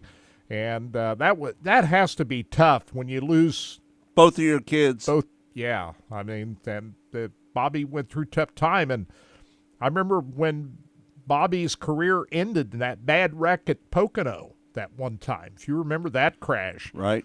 That ended his career. But the highlight for the Allison family has to be the 1988 Daytona 500 when Bobby finished just ahead of his son Davey to win the Daytona 500 that year. That was pretty cool. That was pretty awesome.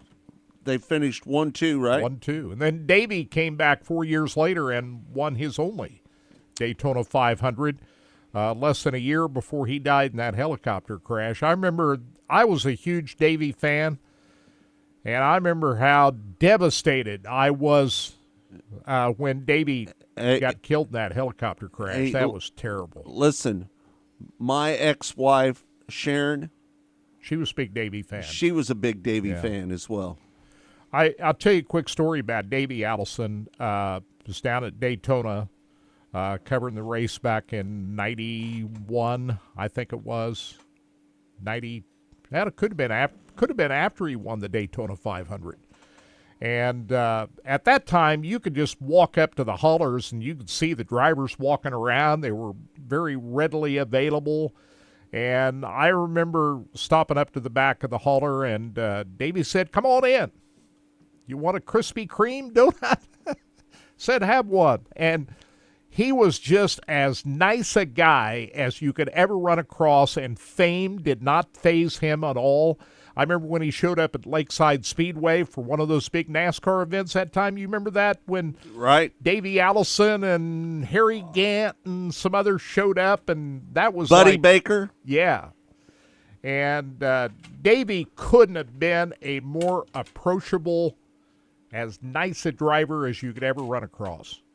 And I think that was kind of the chip off the old block. Bobby Allison was a lot like that, too. Right. So, great guys. And the other big image that I remember was when Donnie Allison got taken out by Cale at Daytona in '79. And Bobby came to stick up for his brother, Donnie. And there was a little bit of a fight on the back straightaway. Remember that? How big was that for the sport of NASCAR? But anyway, a lot of people are bagging on NASCAR right now with everything that's going on, and I guess rightly so. You just kind of wonder just where we're all headed with NASCAR down the road. I don't know. To be honest with you, Kirk, I don't watch many NASCAR races. Well, I think you have the same feeling as a lot of people out there. They just, They don't, they kind of, well, first of all, they priced the average fan out. When they kept, things were looking up and, they had that feeling that whatever goes up will never come down, and they kept raising ticket prices and, making all these changes, and I think they, the old-time fan got tired of all the changes, and they just backed away from it. They had to make up the difference somewhere. They bring in new fans, but the old fans got tired of it and went away, and I think we're still in that kind of mode right now, don't you think? I would agree with you on that one, Kirk. To be honest with you, there's too many races, and they're too long. They need to cut them down to probably about 250 miles. How much of an impact do you think that live streaming of their dirt races that we like to watch has had an impact on NASCAR? I think to the old-time fans, guys like you and me that love dirt racing, right? Let's be honest, we like the dirt racing more than the NASCAR right now. It's more entertaining, is it not? That's why I always say to you, Kirk, that we don't like. I don't like putting NASCAR on the homepage. You I say that all the time, don't I? I say that all the time. Well, we're at the mode right now to where we're covering the two big weekends out here at Kansas Speedway and Iowa Speedway, and that's about the extent of our major coverage of the sport. And we cover Kansas Speedway. Obviously, it's one of our local racetracks. So I'm okay with just covering 2 weekends a year, to be right honest with you. I think you're right. The season is too long. We've said this for years. Right. That from February to November, I think, is too long. I think they could probably shorten that up. Will that happen? I doubt it. No way. Think so. No way they're going to shorten that season up. But it's I think the stature of dirt track racing has grown significantly over the last decade because of live streaming. And to be honest with you, the dirt track racing is more entertaining than watching NASCAR. It just is.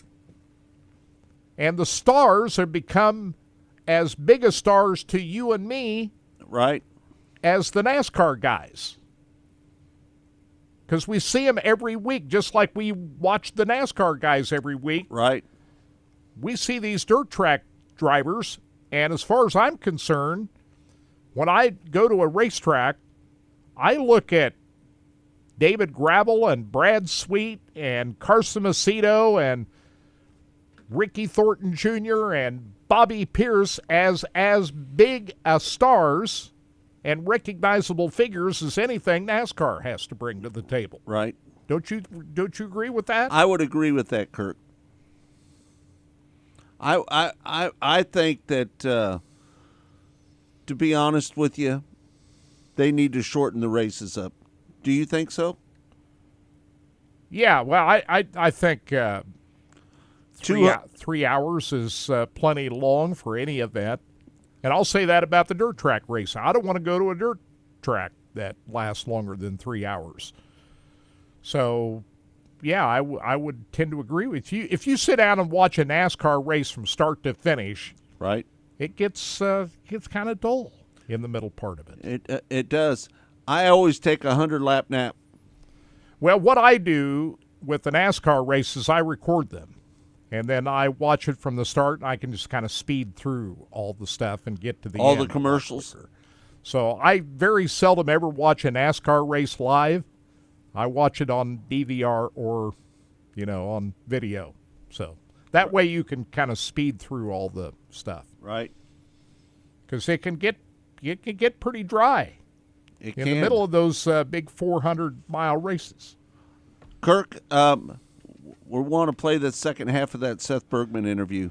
Let's do it. Part 2, Seth Bergman, reigning newly crowned champion of the ASCS.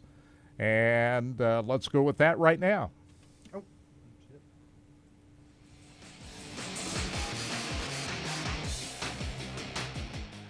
Thursday night, you won a feature at Tulsa Speedway. That track was pretty rough in spots there. How challenging was that, even though you started up front, able to win your 7th race of the year on Thursday night at Tulsa?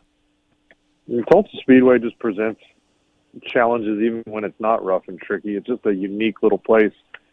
Really tough to get your car right to where it goes around those corners and down the straightaways and wants to drive in the slick. And then you add the extra element of just being choppy and having deep holes and rough. And I don't mind things like that.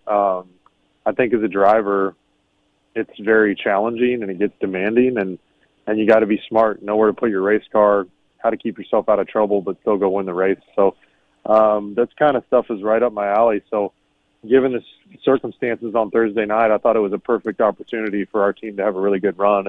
It seems to be those types of tracks and situations where we've had success in the past. So I enjoyed it. Had that thing up on 2 wheels once. I think the floorboard was shown a couple times, but we were able to keep it on all 4 ultimately and get the job done. Hey, Seth, you started 15th. You ended up running 4th in that final night of the race. Talk about working that traffic a little bit. Yeah, anytime you start that far back at Creek County, there's a lot going on, and it's really tough to keep yourself out of trouble. And it was, given that it was a 40-lapper, my approach was just like, I knew we were going to be tight at the beginning, the way the racetrack was, and a full fuel load. So it was just like I knew the first 5 to 10 laps, I just had to survive, pick guys off when I could, not put yourself in a bad spot. And then when we kind of single filed out and the track started to shape up a little more, I knew it was time to go to work. And so the cautions fell, and got a second there to readjust and reflect on the race a little bit. And then from there, I think maybe the 3rd caution of the race or something, we were around, 11th or something after starting 16th. And then I knew it was a pretty good time to start working. And I think we drove from like 11th to 3rd, and it had to have been like 6 or 7 laps, and just put ourselves in position right away once that happened. And then we got up front and racing Sam and Matt there for a minute. Thought we actually might have something to win the dang race, and then I just kind of fell off a little bit at the end there, and Blake got me at the end. It was weird that I was running kind of the top of 1 and 2 and getting through there pretty clean. I was tight doing it, but getting through there clean. And then a piece of that curb had gotten peeled up after I went through it one lap, or somebody did. And the next time I came around, it was like the last lap, or I think second to last lap. And a piece of it was peeled up, and I saw it right before I got to it. And I got into that piece that peeled up, and it got me really tight and kind of almost into the fence. And then Blake was able to sneak underneath me and steal the last step of the podium there. So that kind of stung a little bit. I thought it would have been great to end the year at least on the podium, but still, all in all, it was a good run. We didn't qualify well. I think we were just a little off all weekend, but we did a great job working together and getting to a spot where we could be competitive. And then it showed there in the feature that, we had respectable speed and we had a good run. And ultimately, it was a good way to end the year with I think we got the Hard Charger Award too. So, hey, let me ask you: were you a little bit shocked because Blake Hahn spun out on about the first lap? Were you a little shocked that he come up through the field like that? No, I wasn't, because you could tell both nights at Creek County that they had that thing on rails. I mean, Blake was probably the car to beat all weekend. He could hustle, the car would respond. I mean, that thing was doing everything it needed to do. And when you're that good, it's tough to lose races, and they were that good. They were probably the class of the field both nights as far as race car goes. But it's tough. You got to put all 40 laps together, and I don't really know what happened. He made a mistake or got into somebody or something, but that's the way it goes. So, no, I knew he had the speed, and for him when he went to the back, I knew he'd be charging back up through there, and then, it's just to race with him there at the end. I wasn't surprised one bit.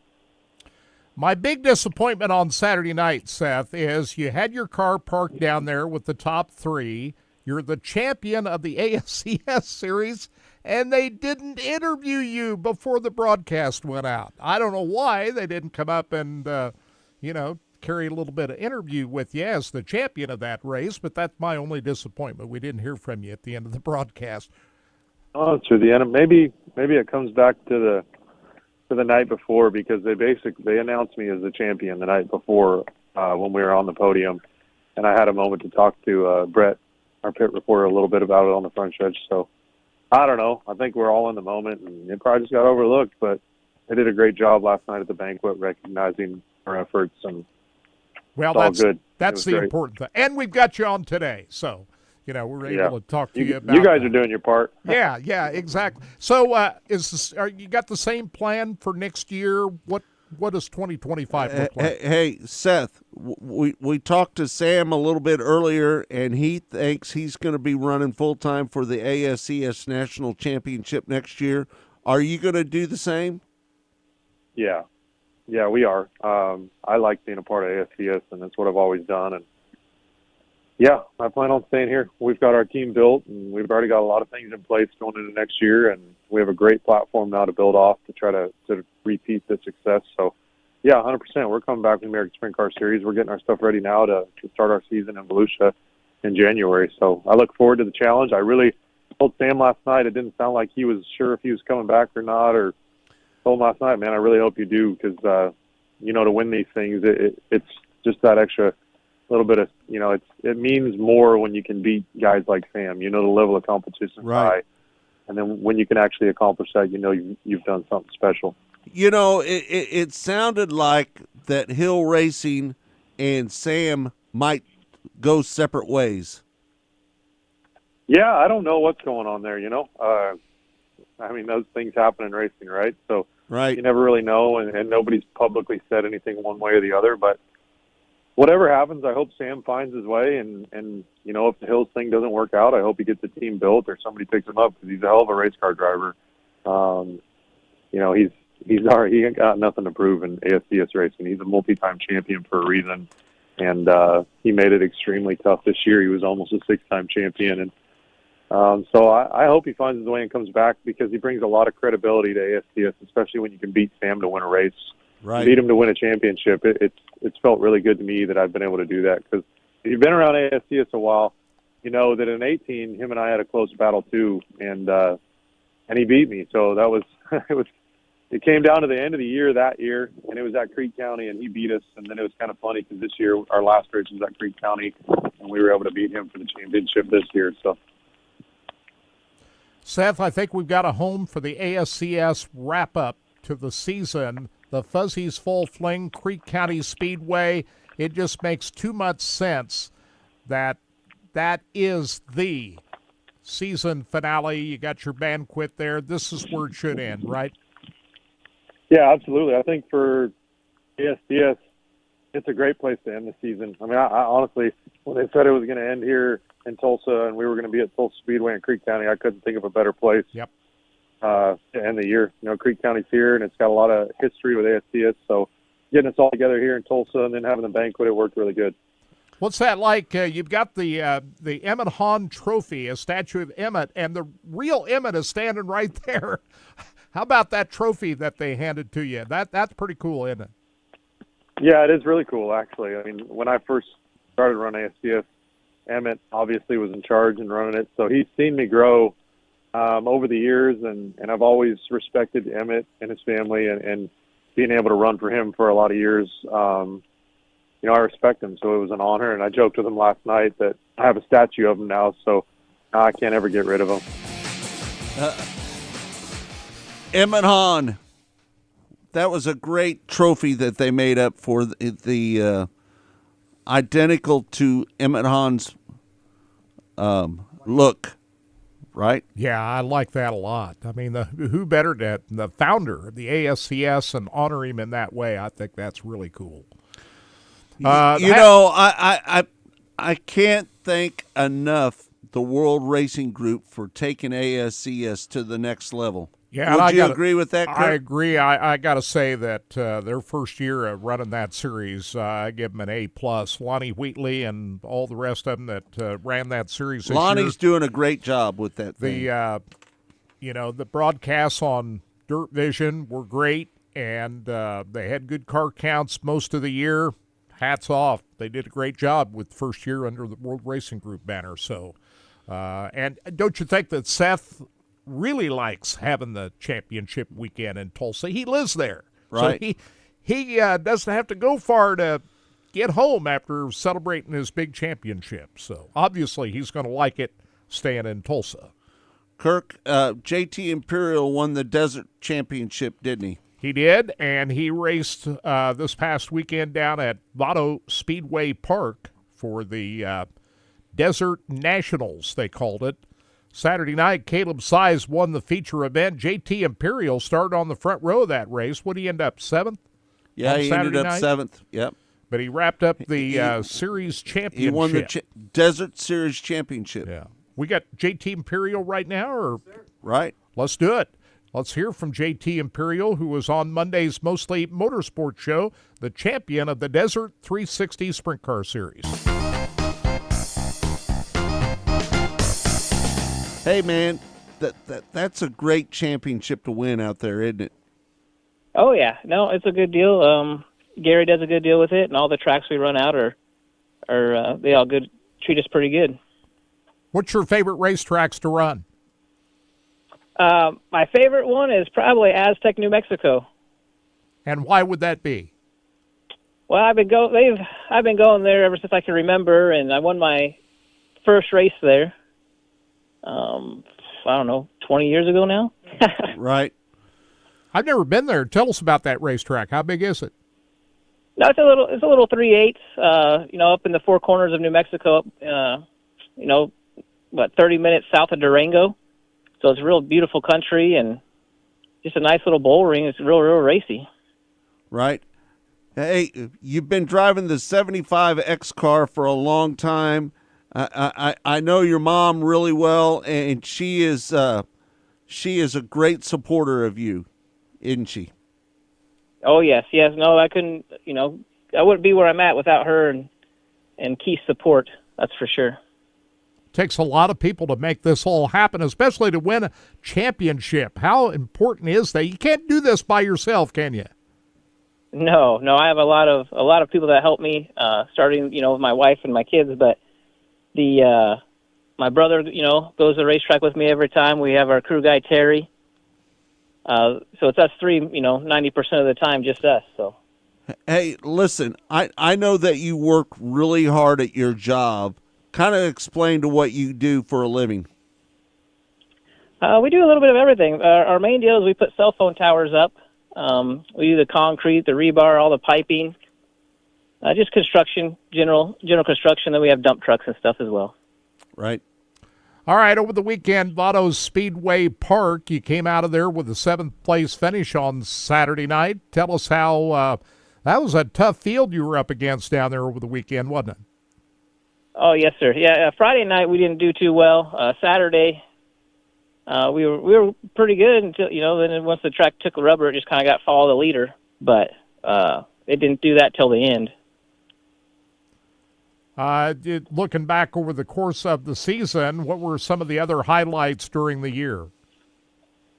Actually, I think we ran, 18 times, and for us, we were only out of the top 3, I think, 4 times, and those were all, I think 2 of them were 7th, and then 2 I crashed out. So we've had a pretty good year. You did win a race at Vado earlier this year, right?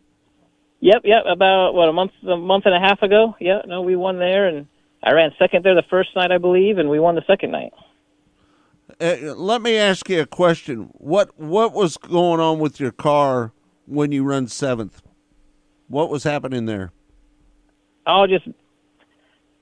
I drew a bad pill or something, and then the track was just hammered down. You couldn't really pass anybody, and I think I started 17th and got up to 7th, and I just ran out of laps. What'd your tires look like at the end of that race? Did you feel like you really had to manage things once the rubber got down? Yeah, I actually was up to, I think, 4th or 5th, and we had a red flag with about 15 laps to go, and it was like just smooth concrete already. The tires were gone. Yeah, I forgot who that was. Got up into the loose stuff and really took a ride up there down in turns 1 and 2. That had to be kind of scary for a lot of them to look at that, wasn't it? Oh yes, I can't remember who it was. I can't either. Was it Giles maybe? Oh, was it Baker? Giles, I think it's Giles. Yep. Hey. Yeah, I thought it was Giles, but and Giles is a young. I think he's 14 or 15, and he does very very very well. I think he's 14 years old. Hey, Listen, a car spun in right in front of you over there in 1 and 2. Talk about that moment there when you almost collected that car. Well, actually, I got pretty lucky that, the car didn't come down, basically. Just when he spun out, it kind of backed up the racetrack, and I was able to get underneath of it. Rico also had a little bit of an issue down there, too, managing things, too. I mean, that was a very tricky situation just to kind of get around there. Were you concerned just getting to the end of that race? I'm sure, we saw Caleb Montgomery lose a tire there at the end. Did you really feel like you had to manage it to get to the end of this thing? Yeah, actually, that was probably one of the first races. Like I said, we had a lap with like 15 to go, and the tires were already gone. And so you had 15 laps where you just had to, you just had to ride around, basically, is what I had to do. And it sucks when that happens, but, normally Votto's, very, very well maintained and one of the best, I think, facilities in the Southwest. Yeah, we mentioned that with when we had Caleb Size on a little bit earlier. Royal Jones has built a wonderful facility down there, and I think it needs to be said just how challenging it is to put a good race when the wind blows and it's dry, and the conditions are really tough to prepare a good racetrack down there, isn't it? Especially this time of the year. Oh, yeah, like if you watch the videos from this week, Friday was had probably a 6 or 7, 8-inch cushion, and then you could run the top or the bottom. Yeah. I think Harley White came out of the B, and I think she ran 4th or 5th, or maybe more Friday night. Yes. She started 17th, and she ended up running 5th. Yeah. I mean, and she you could move all over the racetrack Friday, and then we roll into Saturday, and it was windy all day. I mean, from when we got up to work on the car at 8 o'clock, it was already windy, and it didn't die down till the sun went down. So they, that just there's not much they could do with it. Right, it just makes it really hard. Tell us about this Votto Speedway Park. This is a real showplace, isn't it? Oh yes, yeah. You can't. I mean, you go to most racetracks, and like my wife always tells me, the bathrooms are horrible. You go to Votto, it's like going to a NASCAR racetrack. It's just everything's blocked, everything's clean. It's just a beautiful facility. What's the plans for next year? What are you going to do in 2025? I'm going to try the high limit guys are coming out here in March. I'm going to try to run, 6 to 8 of those, starting at Vegas and probably Paris, Casa Grande, and Votto, because those are the racetracks that we run at. And then then probably the same thing as of now. And I want to get back to Knoxville again and kind of get to some places I haven't been. There's your desert feature winner, champion, JT Imperial. He's done a great job out there. Let me tell you something about his mom. His mom does everything and finances everything on that race team, and she does a great job on running that team, just so you know. She is the boss, right? She is the boss. Yeah, she seems like a nice lady. Great family there. Looks like a big family. That picture of Victory Lane there, one of his earlier races at Votto. Got a lot of supporters, JT Imperial. How about Caleb Size and the race that he won on Saturday night down at Votto Speedway Park? He took the lead on the final lap when he passed Caleb Montgomery, who had a tire go down. Right. They had to kind of manage things through, the track rubbered down just a little bit. And Caleb Size was able to get the victory on the final lap on Saturday night. Let's hear from Caleb Size, the winner of the big prize on Saturday night at Votto Speedway Park. We talked to him on Monday on Mostly Motorsports. That was a pretty thrilling victory for you, wasn't it? Oh yeah, it was pretty crazy. It really was. I didn't know what to think when I saw Caleb Montgomery pop his tire, and it was just I was, just being happy to run second to my eyes wide open, cheering, yelling in the car, going down the back straightaway. Hey, did the track take a little bit of rubber down there Yeah, it did. It was a 35 lap main, and I would say by about lap 25, it started taking rubber, and from there it was just managing your tires and trying to be as patient as you could. How slick was your tire when you come in? Was it completely flattened off? Just about, yeah. There's you could tell, that there was blocks there, but you definitely couldn't get a stagger tape on them or nothing like that. So I would definitely say maybe just one or two more laps, and that would have been it. Hey, were your eyes wide open when Caleb Montgomery, when he had that flat, were you right on him? Talk about that pass for the lead on the last lap. Yeah, we had about 9 laps to go on a restart, and he was setting a pretty good pace, and I figured, well, let me just kind of sit back a little bit and just, save my tires, and I was going to go 100% for the last 2 laps, and I figured with the pace he's going, he's going to get into lap traffic, and sure enough, he did, and I caught right up to him, and we took the white flag, and I was within, I would say, about 3 or 4 car lengths of him coming out of 2 when his tire popped, and I was able just to get by him and win the race. Talk about that sequence earlier when you passed Aaron Reitzel, and here come Montgomery. Did you see Montgomery come with you there on that sequence?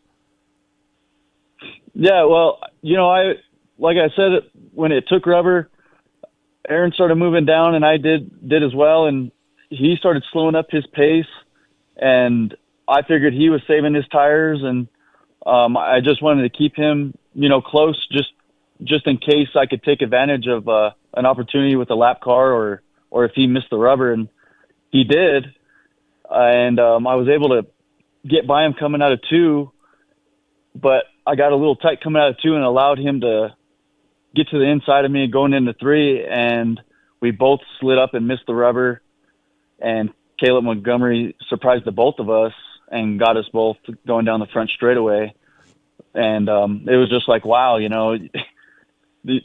just goes to show you how good these guys are. You can't really mess up. They're going to be all over you.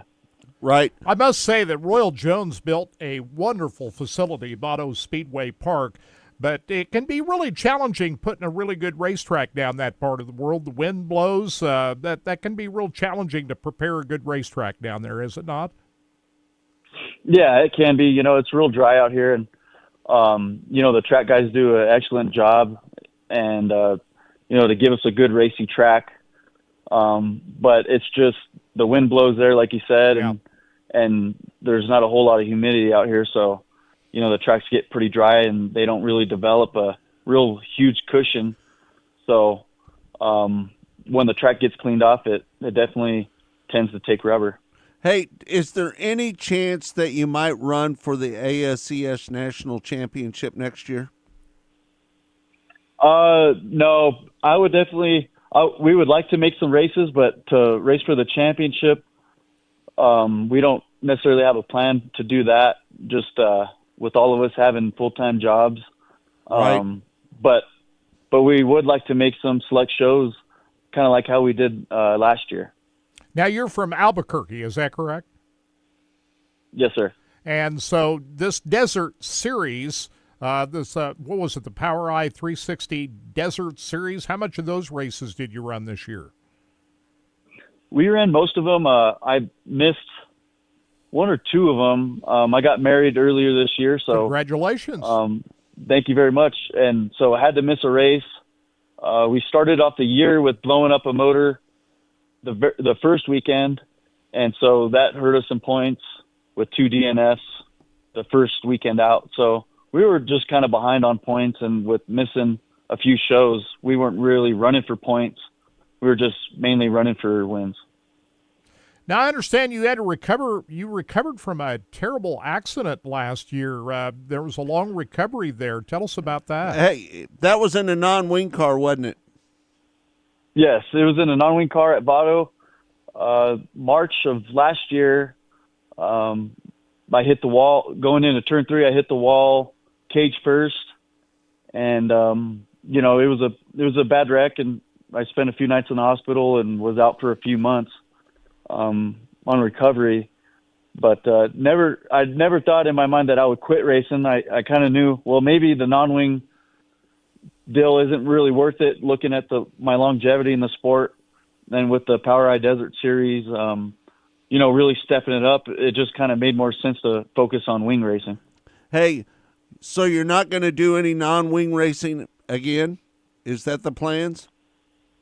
Oh no, I'll do it. And we did later that year. It was actually pretty neat. When I got recovered, you know, I ran a non-wing show there at Vado again, and my first time back in the non-wing car, I ended up winning the race, which was really cool. Got to run for Casey Minks in California for the Turkey Night Grand Prix, and we got the hard charger. We started 22nd and finished 11th in the main event. And then earlier this year, ran a non-wing show at Vado and won it.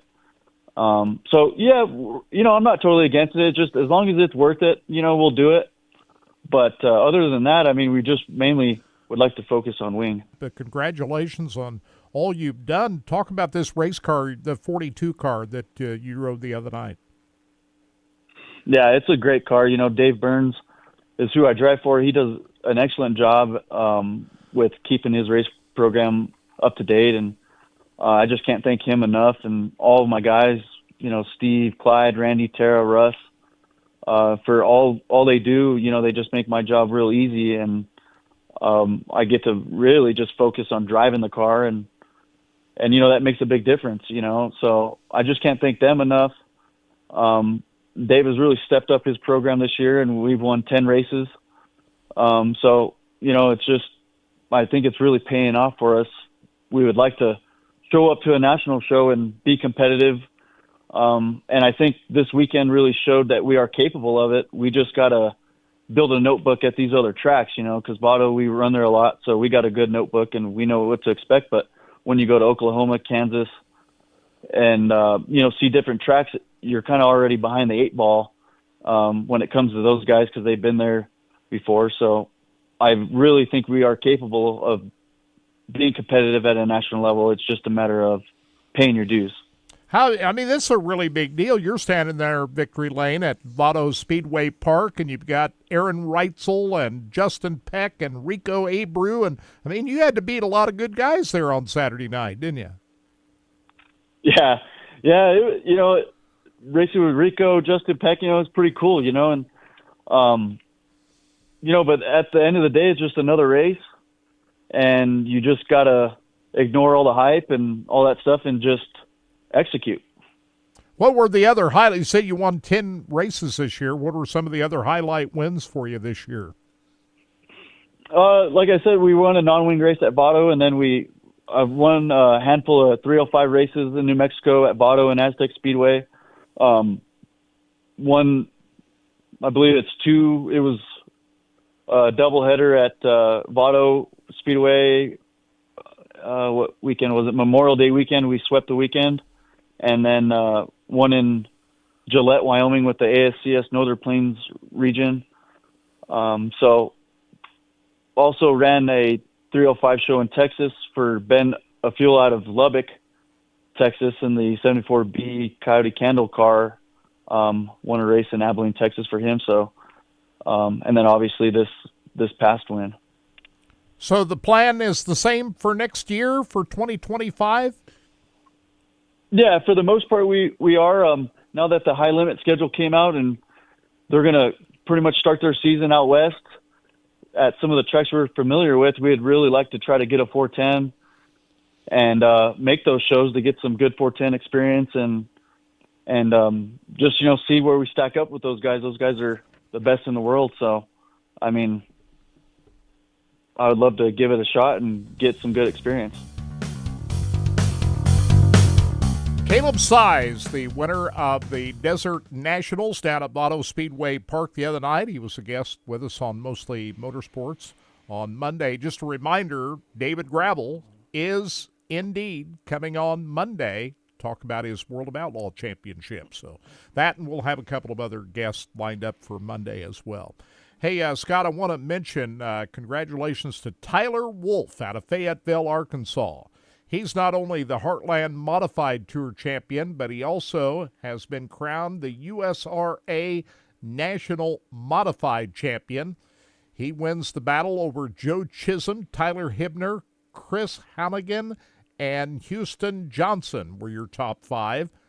And as far as the USMTS champion is concerned, that was Jim Chisholm, who won that championship. There's going to be a banquet here in Kansas City on January 25th at the Ameristar Casino, where the USRA and USMTS champions will be honored. They've got several more classes that they rolled out championships for this past weekend, but congratulations to Tyler Wolf. The last time I saw Tyler on the racetrack was at Valley Speedway a couple of weeks ago, and he had the whole rear part of the race car tore off of it.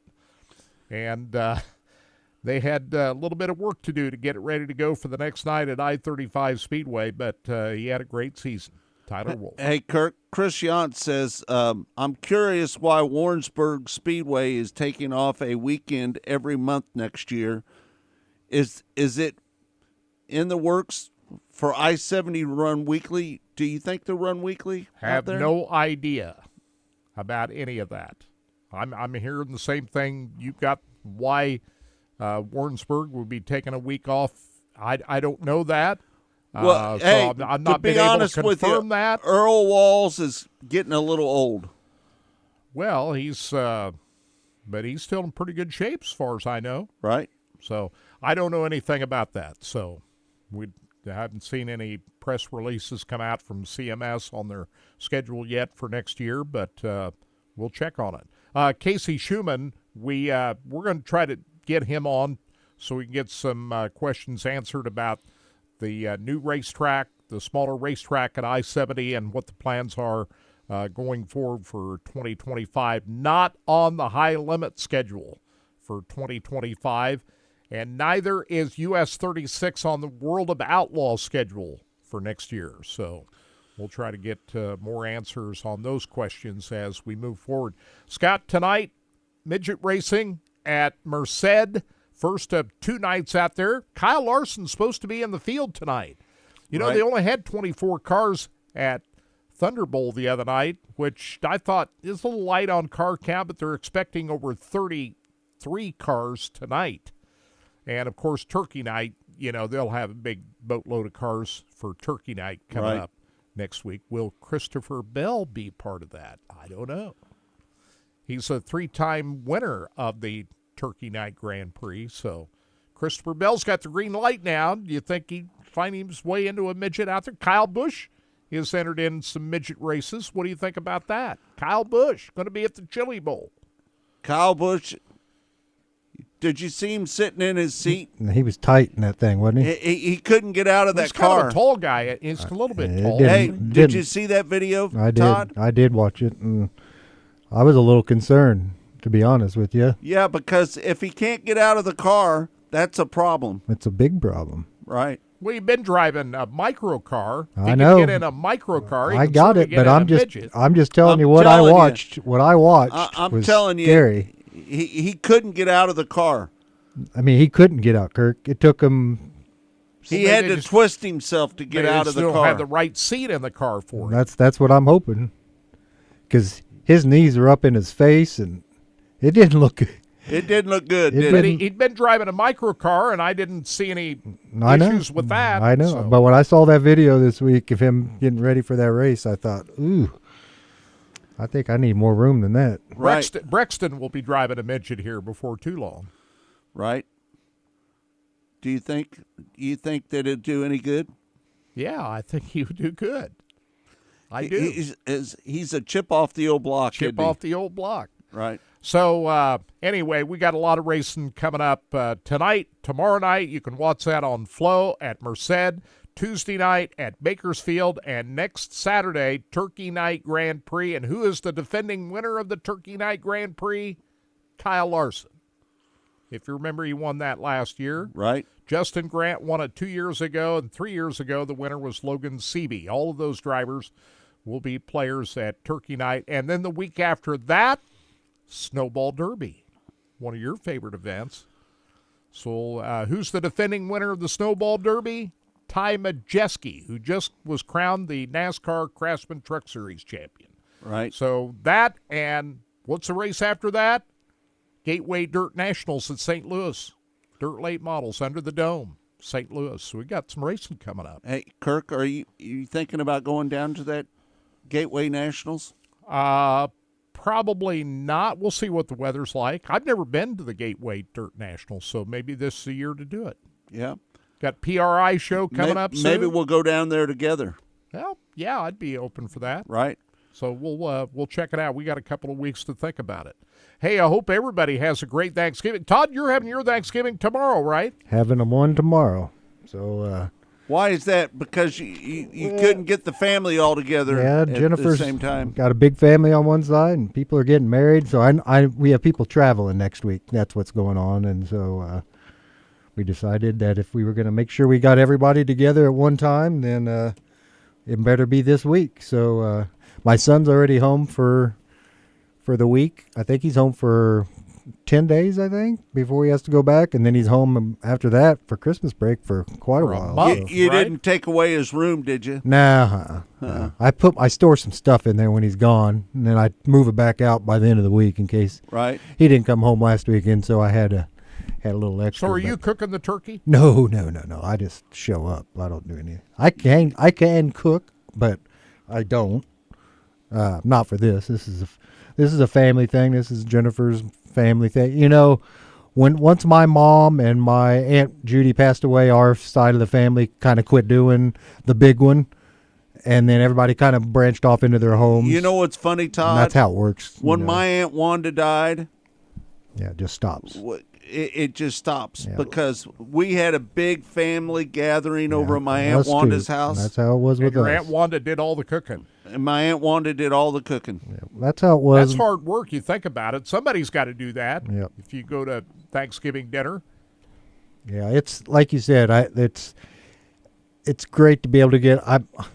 Back when we were going through it, and when me and my wife first got married, it felt like we were running to one day, like at 2:00, and then because my mom and dad were divorced, so we had both sides of the family, and then my wife's side's of the family, but nothing more would I give to be able to go back and do all that again. So embrace all that this weekend, man. And if you do have some family in the next couple of weeks, man, like you said, enjoy your time.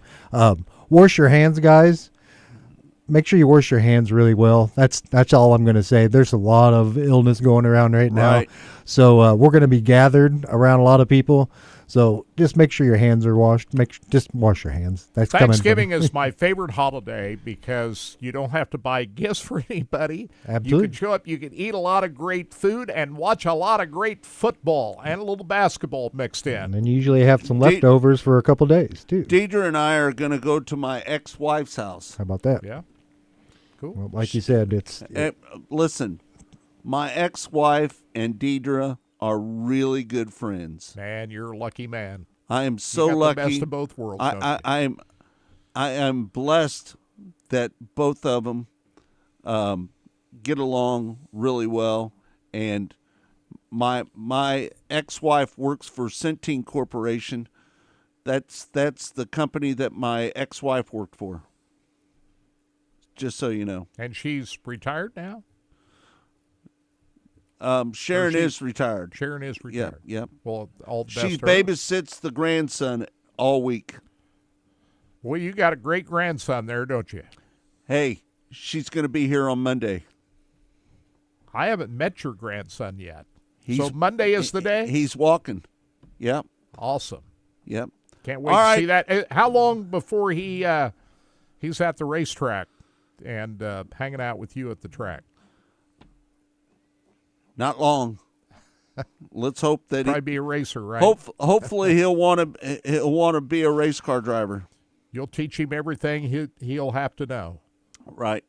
All right. Thanks everybody for tuning in to Track Talk here on RBN, the Racing Boys Broadcasting Network, and Sports Radio 810 WHB. For Todd Surprise, for Kirk Elliott. Happy Thanksgiving, everybody. Happy Thanksgiving, Safe everybody. Travels out there. Yep. Safe travels to everybody out there. And again, for Todd Surprise, for Kirk Elliott. We will be here on Monday. We'll be here 12 on noon Monday. live. Right. We'll see you on Monday. Mostly Motorsports. Starts at 12 noon Central Time, and it goes to 2 o'clock. And we'll be back with more on Monday. We'll see you then. For Todd Surprise, for Kirk Elliott, I'm Scott Traylor saying thanks for joining us. We'll see you on Monday.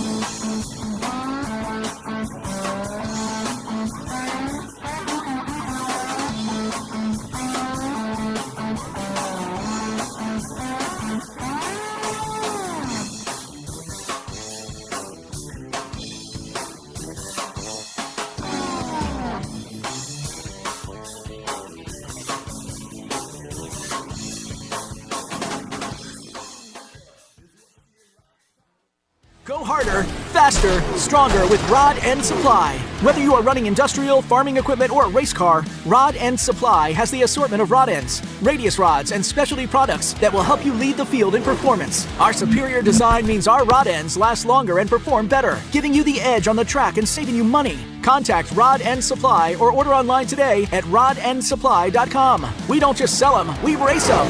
rodendsupply.com. Serving the racing community for over 30 years.